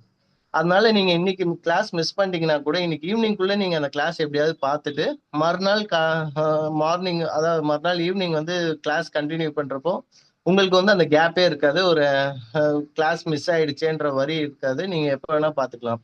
ஓகே சார், அந்த ரெக்கார்டிங்ஸ் வந்து எத்தனை நாள் வேலிடிட்டி அப்படின்னா நான் உங்களுக்கு 2 இயர்ஸ் வேலிடிட்டி தரேன். ஏன்னா நீங்க இந்த 1 மாசம் படிச்சதுக்கு அப்புறம் உங்களுக்கு ஏதாவது ஒரு டாபிக்ல ஐடியாஸ் இருக்கும் அப்படின்னா அந்த டாபிக் வீடியோ பார்க்கணும் அப்படின்னாலும் நீங்க அந்த ஆப்ல ஆக்சஸ் இது பண்ணி பார்க்கலாம். 24/7 நீங்க எப்போ வேணா அந்த வீடியோவை நீங்க வாட்ச் பண்ணிக்கலாம். உங்களுக்கு 2 இயர்ஸ் வந்து ஃப்ரீ வேலிடிட்டி மாதிரி நம்ம கொடுத்துருக்குறோம் ஆஃபர்ல. ஸோ அதனால ஜாயின் பண்றவங்க நீங்க இமீடியட்டா ஜாயின் பண்ணிக்கோங்க. ஆல்ரெடி அந்த ஃபர்ஸ்ட் ஓரியன்டேஷன்லேயே 18 மெம்பர்ஸ் ஜாயின் பண்ணிட்டாங்க. ஓகேங்களா. ஏன்னா நம்ம நிறைய பேர் அதிகமாக எடுக்கிறது கிடையாது. ஏன்னா எல்லாத்துக்குமே வந்து ஒரு ப்ராக்டிக்கல் செஷனா நம்ம கொடுக்கணும் அப்படின்னு சொல்லி இந்த 1.5 மந்த்ல 2 வீக்ஸ் தியரி கிளாஸும் 2 வீக்ஸ் ப்ராக்டிக்கல் கிளாஸுமே இருக்கும். அந்த ப்ராக்டிக்கல்ல சாரே வந்து உங்களை பண்ண வைப்பாங்க, ப்ராக்டிக்கலா நீங்க பண்ணுங்க அப்படின்னு சொல்லி உங்களுக்கு டாஸ்க் கொடுப்பாங்க. ஸோ அதனால வந்து எங்களுக்கு லிமிடெட் ஸ்டூடெண்ட்ஸ் இருந்தால் தான் எல்லாத்துக்கும் கற்றுக் கொடுக்க முடியும்னு சொல்லி வெறும் லிமிடெட் மெம்பர்ஸ் தான் வச்சிருக்கோம். ஸோ இன்னைக்கு கூட வந்து வெறும் 25 சீட்ஸ் தான் இருக்கு அப்படின்னு சொல்லி இருந்தேன். ஏன்னா நம்ம ஜூம் கம்பேட்டிபிலிட்டி அந்த அளவுக்கு தான் இருக்கு. ஸோ ஆனால் நிறைய பேர் வந்துட்டு சார் நான் இப்போ ஜாயின் பண்ணலாமான்னு சொல்லி ஆல்மோஸ்ட் இப்போ வந்து பை காட் கிரேஸ் ஒரு 36 மெம்பர்ஸ் ஜாயின் பண்ணியிருக்கீங்க. ஓகேங்களா. So thank you so much for all the members. So உங்களுக்கு ஆஃபர் வந்து இன்னொரு வாட்டி நான் சேட் பாட்ல கொடுக்குறேன். நீங்க ஸ்க்ரீன்லயும் பார்த்துருப்பீங்க, இதுதான் வந்து நம்ம கோர்ஸ் கண்டென்ட். ஓகேங்களா. ஸோ 5,000 அப்படின்ற மாதிரி ஃபீஸ் இருக்கு. இன்னைக்கு பே பண்றவங்களுக்கு மட்டும் வந்து 4,500, இன்னும் அடிஷ்னலா 500 நம்ம டிஸ்கவுண்ட் பண்றோம். ஸோ யாராவது பேமெண்ட் பண்ணிட்டீங்க அப்படின்னா என்ன பண்ணணும்னா என்னுடைய வாட்ஸ்அப் நம்பருக்கு பேமெண்ட் பண்ண ஸ்கிரீன்ஷாட்டும் உங்களுடைய ஃபுல் நேம் அண்ட் மொபைல் நம்பரை எனக்கு அனுப்பி கொடுங்க. உங்களை ஒரு குரூப்ல ஆட் பண்ணிடுவோம், அந்த குரூப்ல ட்ரெயினரும் இருப்பாங்க. ஓகேங்களா. ஸோ அட் லாஸ்ட் வந்துட்டு உங்களுக்குன்னு ஒரு ஐடியும் ஜென்ரேட் பண்ணி கொடுப்பாங்க. அந்த ஐடி எதுக்காக அப்படின்னா ஃபியூச்சர்ல நீங்க ஏதாவது போனை சேஞ்ச் பண்ணிட்டீங்க, அந்த ரெக்கார்டிங்ஸ் திருப்பியும் பார்க்கணும் அப்படின்னா அந்த ரிஜிஸ்ட்ரேஷன் ஐடி மட்டும் எனக்கு சொல்லிட்டீங்கன்னா போதும், உங்களுக்கு திருப்பி அந்த ஆக்சஸை வந்து நம்ம ஜென்ரேட் பண்ணி கொடுத்துருவோம். ஸோ இதுதான் அந்த கோர்ஸோட டீட்டெயில்ஸ். ஸோ யாராவது பேமெண்ட் பண்ணிட்டீங்கன்னா இமீடியட்டா எனக்கு இன்ஃபார்ம் பண்ணுங்க. ஸோ நீங்க 5,000 பே பண்ண தேவையில்ல, 4,500 பே பண்ணீங்கன்னா போதும்.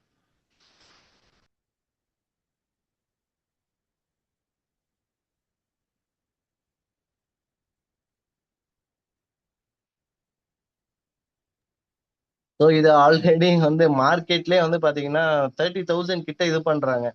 நீங்க சைப்பா பத்தி கேள்விப்பட்டிருந்தீங்கன்னா தெரியும். நம்ம சைப்பால எல்லாமே வந்து ஒரு எக்கனாமிக்கல் பேஸ் பண்ணி ரொம்ப நாமினலா தான் நம்ம ஃபீஸ் வந்து வச்சிருப்போம். நீங்க எந்த கோர்ஸ் பார்த்தாலுமே வந்து ரொம்ப நாமினலா தான் நீங்க ஃபீல் பண்ணுவீங்க.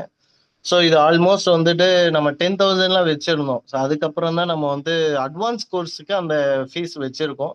ஆனா பேசிக் கோர்ஸுக்கு நம்ம வந்து வெறும் 5000 தான் ஃபிக்ஸ் பண்ணியிருக்கு. ஸோ அதே தான் இது வரைக்கும் நம்ம டிராவல் பண்ணியிருக்கோம். ஸோ இன்னைக்கு வந்து அட்டென்ட் பண்ணவங்களுக்கு ஏதாவது ஹானர் பண்ணணும். ஏன்னா உங்களோட ஃபேமிலி டைம்லாம் விட்டுட்டு வந்திருக்கீங்க. ஸோ அதுல வந்து உங்களுக்கு நான் ஹானர் பண்ணோம் அப்படின்றதுக்காக தான் மேனேஜ்மெண்ட் சைட்ல இருந்து அடிஷனலா ஒரு 500 ஆஃபர் கொடுத்துருக்கோம். நீங்க வந்து 4500 பே பண்ணிடலாம் பிரதர், இன்ஷா அல்லாஹ்.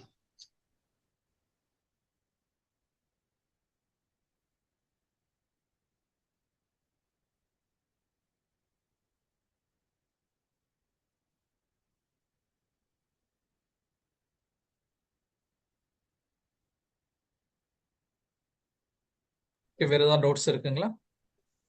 இன்னைக்கு ஜி செஷன். இஸ்லாம் ஜி. வலைக்கம் சலாம். ஜி அட்வான்ஸ் கிளாஸ் எப்போ ஜி பண்ண எடுப்பீங்க? அட்வான்ஸ் பேட்ச் வந்து இப்போ ஒன்று போயிட்டு இருக்குது. அது இன்ஷால்லா இந்த மாசத்துல அது முடிஞ்சிடும்.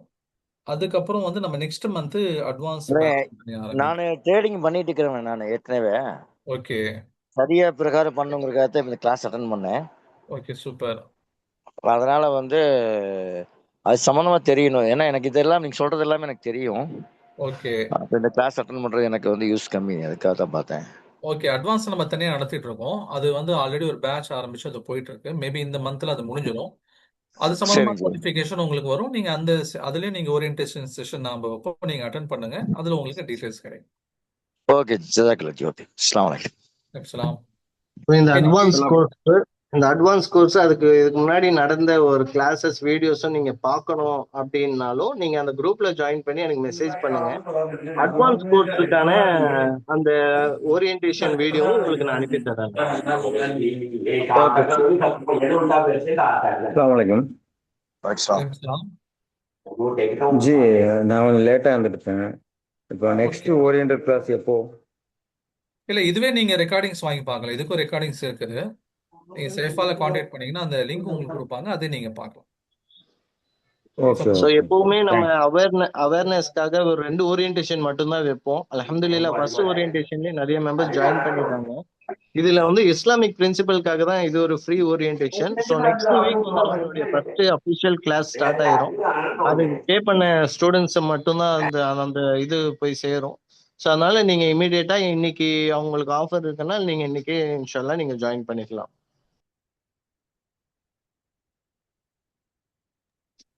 ஸோ இந்த கிளாஸ் பத்தின ஒரு இன்னும் ரிவ்யூஸ் பார்க்கணும் அப்படின்னாலும் நீங்க தாராளமா நம்ம சைபாட்ரி அப்படின்னு சொல்லி கூகுள் ரிவ்யூஸையும் நீங்க பார்க்கலாம்.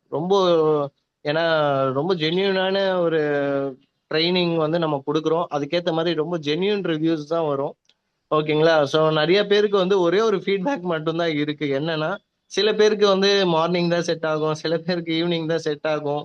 ஓகேங்களா? நிறைய சவுதி பீப்புள்ஸ், நிறைய விமன்ஸ்லாம் என்ன பண்றாங்கன்னா, என்னால காலையில அட்டென்ட் பண்ண முடியாது அப்படின்னு சொல்லியிருந்தாங்க. ஏன்னா அப்போ ஹஸ்பண்ட் பிளஸ் சில்ட்ரன்ஸ் எல்லாம் ஸ்கூலுக்கு அனுப்புறது, ஆஃபீஸ்க்கு அனுப்புறதுலாம் இருக்கு அப்படின்னு சொல்லி. ஆனா சில விமன்ஸ்லாம் வந்து பாத்தீங்க அப்படின்னா ரெக்கார்டிங்ஸே வாங்குற கிளாஸே அட்டென்ட் பண்ண மாட்டாங்க. ஆனா ரெக்கார்டிங்ஸ் மட்டுமே பார்த்துக்கிட்டே வந்து குரூப்ல ஏதாவது கொஸ்டின் கேட்டு அப்படியே நல்லபடியா ஏர்ன் பண்ணிட்டு இருக்காங்க. ஸோ அதனால நீங்க வந்து கிளாஸ் மிஸ் ஆகுதோ இல்லை டைமிங் வேரியேஷன் இருக்குனாலும் நீங்க வரி பண்ணிக்க தேவையில்லை. ஏன்னா ரெக்கார்டிங்ஸ் இருக்கிறதுனால. அதனால நீங்க இந்த ஆப்பர்ச்சுனிட்டியை நீங்க கண்டிப்பா யூட்டிலைஸ் பண்ணிக்கலாம். அஸ்ஸலாமு அலைக்கும் பிரதர் உமர். சலாம். ஜஸாக்கல்லாஹு ஒரு ஃபார் நிமிஷம் யுவர் சின்ன ஒரு டைம். அனௌன்ஸ்மெண்ட் மட்டும் பண்ணிடுறேன். இன்னைக்கு காலையில வந்து அல்ஹம்துலில்லாஹ் நிறைய பேர் அட்டன் பண்ணீங்க. இந்த செஷன் உங்களுக்கு ப்ராஃபிட்டபிளா இருந்துச்சுன்னா நீங்க ஒரு தம்ஸ் அப் கொடுத்துட்டு நீங்க லெஃப்ட் ஆயிடலாம். ஏன்னா கொஞ்சம் கொஞ்சமா லெஃப்ட் ஆயிட்டு இருக்கீங்க. ஏன்னா எங்களுக்கும் தெரியணும் அதுக்காக. ஓகே பிரதர், இப்போ கேளுங்க. நீங்க என்ன கேட்க வந்தீங்களோ கேளுங்க. பிரதர் நீங்க அந்த கேட்டகரி சொல்லிருந்தீங்க 0, 1, 2ன்னு சொல்லி வேர் வி ஆர்னு சொல்லி கேட்டிருந்தீங்களே ட்ரேடிங்ல. Yes okay so okay. இப்போ நம்மளுடைய course right one month course வந்து எந்த கிளாஸ் ஆஃப் பீப்புளுக்கு சூட் ஆகும்? ஸோ ஆல்ரெடி நம்ம ஒரு ட்ரேடிங் பண்ணிட்டு இருக்கோம் வித் லிமிட்டட் நாலேஜ். ஸோ அதை நமக்கு சரியா கம்ப்ளைண்ட்ஸ் படி கரெக்டாக பண்ணணும்னா அதுக்கு நம்ம இந்த கோர்ஸ் எடுக்கலாமா அட்வான்ஸ் கோர்ஸ் எடுக்கலாமான்னு கொஞ்சம் சொல்லுங்க அப்படி. அதாவது நீங்க இந்த கோர்ஸே வந்து நமக்கு என்னன்னு சொன்னா பல பேர் வந்து ஒரு ப்ராப்பர் நாலேஜ் இல்லாம பண்றாங்க. ப்ராப்பர் நாலேஜ் அங்கங்க கொஞ்சம் கொஞ்சமா எக்ஸ்பீரியன்ஸ் ஆயிருது. பட் வந்து முறையா ஒரு டீச்சர்ஸ் கிட்ட படிச்சுக்கிட்டாங்களான்னு கேட்டா இருக்காது. இப்போ நீங்க நீங்க ஒரு ஆர்கனைஸ்டா ஒரு கோர்ஸ் நீங்க அட்டன் பண்ணும்போது நிச்சயமா உங்களுடைய நாலேஜ் வந்து கெயின் ஆயிரும். நம்மளுடைய அட்வான்ஸ் பேட்ச்ல இருக்கக்கூடிய எல்லாருமே வந்து 90% நம்மக்கிட்ட பேசிக் கோர்ஸ் படிச்சவங்க தான். அந்த பேசிக் கோர்ஸ் படிச்சவங்களும் அங்க சில பேர் ஜாயின் பண்ணியிருக்காங்க. இல்ல ஏ டு இசட் தெரிஞ்சவங்களும் ஒரு சில பேர் வந்து அங்க ஜாயின் பண்ணியிருக்காங்க. இப்ப நான் பொதுவா என்னுடைய ரெக்கமெண்டேஷன் என்ன அப்படின்னா, பேசிக் இங்க படிச்சுட்டு அதுக்கப்புறம் நீங்க அட்வான்ஸ் வந்தா உங்களுக்கு ஹெல்ப்ஃபுல்லா இருக்கும். உங்களுக்கு கன்டினியூட்டி வந்து உங்களுக்கு கிடைக்குங்கிறது என்னுடைய suggestion. Okay brother, noted. Okay. அல்ஹம்துலில்லாஹ் 2 பேர் தான் தம்ஸ் அப் குடுத்துருக்கீங்க. உங்களுடைய வியூ எதுவா இருந்தாலும் நீங்க தாராளமா சொல்லலாம். நீங்க வந்து அதே மாரி வந்து அஃபோர்டபுளான்னு கேட்டிருக்கீங்க ஃபீஸ் அப்படிங்கிறது. நான் சொல்லிர்றேன். நம்ம ரியாஸ் சார் சொன்ன மாரி, நம்ம இங்க வந்து ஒரு கம்யூனிட்டி எம்பவர்மென்ட்டுக்காக தான் இந்த கோர்ஸ் நடத்துறோம். இது வந்து ஃபுல்லி கமர்ஷியலும் இல்ல. அதே மாரி ஃபுல்லி ஃப்ரீயும் இல்ல. ஓகே 2க்கும் நடுவுல வந்து ஒரு கமர்ஷியலாவும் இல்லாம, ஒரு ஃபுல்லி ஃப்ரீ செஷனாவும் இல்லாம, ஒரு நாமினல் ஃபீஸோட நம்ம நடத்தணும் அப்படிங்கிறதுக்காக நம்ம என்ன பண்ணியிருக்கோம்னா, இந்த ஃபீ ஃபிக்ஸ் பண்ணியிருக்கோம். ஜெனரலி மார்க்கெட்ல வந்து மோர் தேன் தட் தான். அதுவும் இல்லாம உங்கள வந்து அதுக்கப்புறம் நம்மளே பார்த்துருக்கோம். நம்ம சில இடங்கள்ல படிச்சுட்டும் வந்திருக்கோம். கிளாஸ் முடிஞ்சதுக்கப்புறம் பெருசா கான்டாக்ட் இருக்காது. ஆனா, இன்னைக்கு நம்ம எல்லா ஸ்டூடண்ட்ஸோடையும் வந்து அவங்க டவுட் கேட்டா நம்ம கான்டாக்ட்ல தான் இருக்காங்க. அவங்க வந்து அட்வான்ஸ் விஷயமாவோ, இல்ல ஸ்டாக் விஷயமாவோ ஏதாவது கேட்கும்போது, நம்ம அதுக்கு ரிப்ளை பண்ணிட்டு தான் இருக்கோம். நீங்க கான்ஸ்டன்ட்டா நம்மளுடைய டச்‌ல வந்து இருக்கிறதுக்கான வாய்ப்புகள் இருக்கு. ட்ரேடிங்ல ஏர்ன் பண்ணலாமான்னு கேட்டிருக்கீங்க. அதுக்காக தான் நம்ம இந்த கோர்ஸே நடத்துறோம். ஏர்ன் பண்றது எப்படிங்கிறதுக்காக தான். பண்ண முடியுமா? முடியாதாங்கிறத நீங்க ஜாயின் பண்ணா நீங்களே தெரிஞ்சுக்கலாம்.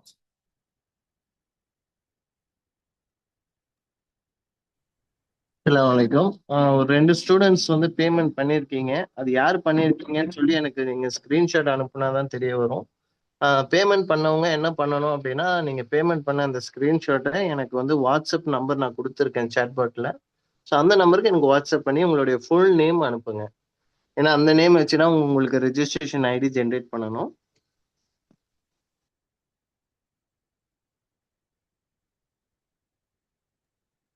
ஸோ இந்த கிளாஸ் எப்படி இருந்தது அப்படின்னு சொல்லி இப்போ உங்களுக்கு நாங்க எப்படி ஹானர் பண்றோமோ, ஸோ அதே மாதிரி நீங்க எங்களுக்கு பண்ணணும் அப்படின்னு விருப்பப்பட்டீங்கன்னா, இன்ஷா அல்லாஹ் ஒரு 2 மினிட்ஸ் டைம் எடுத்துட்டு நம்ம கூகுள்ல வந்து சைபா ட்ரீ அப்படின்னு சொல்லி சர்ச் பண்ணுங்க.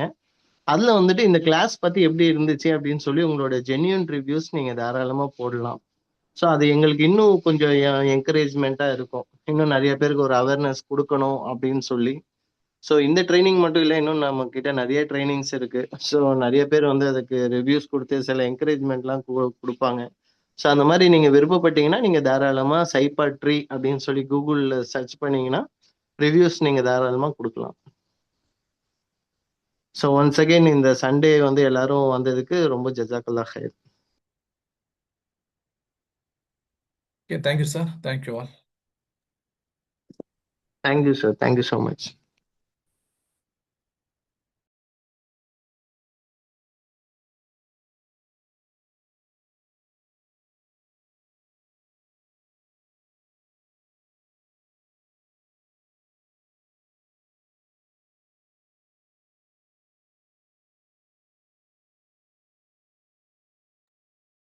இப்போ குரூப்ல ஜாயின் பண்ணிக்கோங்க. ஸோ தட் இன்னைக்கு நடந்த கிளாஸஸும் லாஸ்ட் வீக் நடந்த கிளாஸஸோடைய லிங்க் உங்களுக்கு நான் ஷேர் பண்ணிடுவேன். ஸோ பேமெண்ட் பண்ணவங்க வந்து பேமெண்ட் ரீதியாக ஏதாவது கொரி இருக்கு சார், இது வந்து பார்ட்டா கட்டலாமா, ஸோ அந்த மாதிரி ஏதாவது நீங்க பேசணும் அப்படின்னாலும் நீங்க என் நம்பருக்கு வாட்ஸ்அப்ல ரீச் பண்ணிக்கலாம்.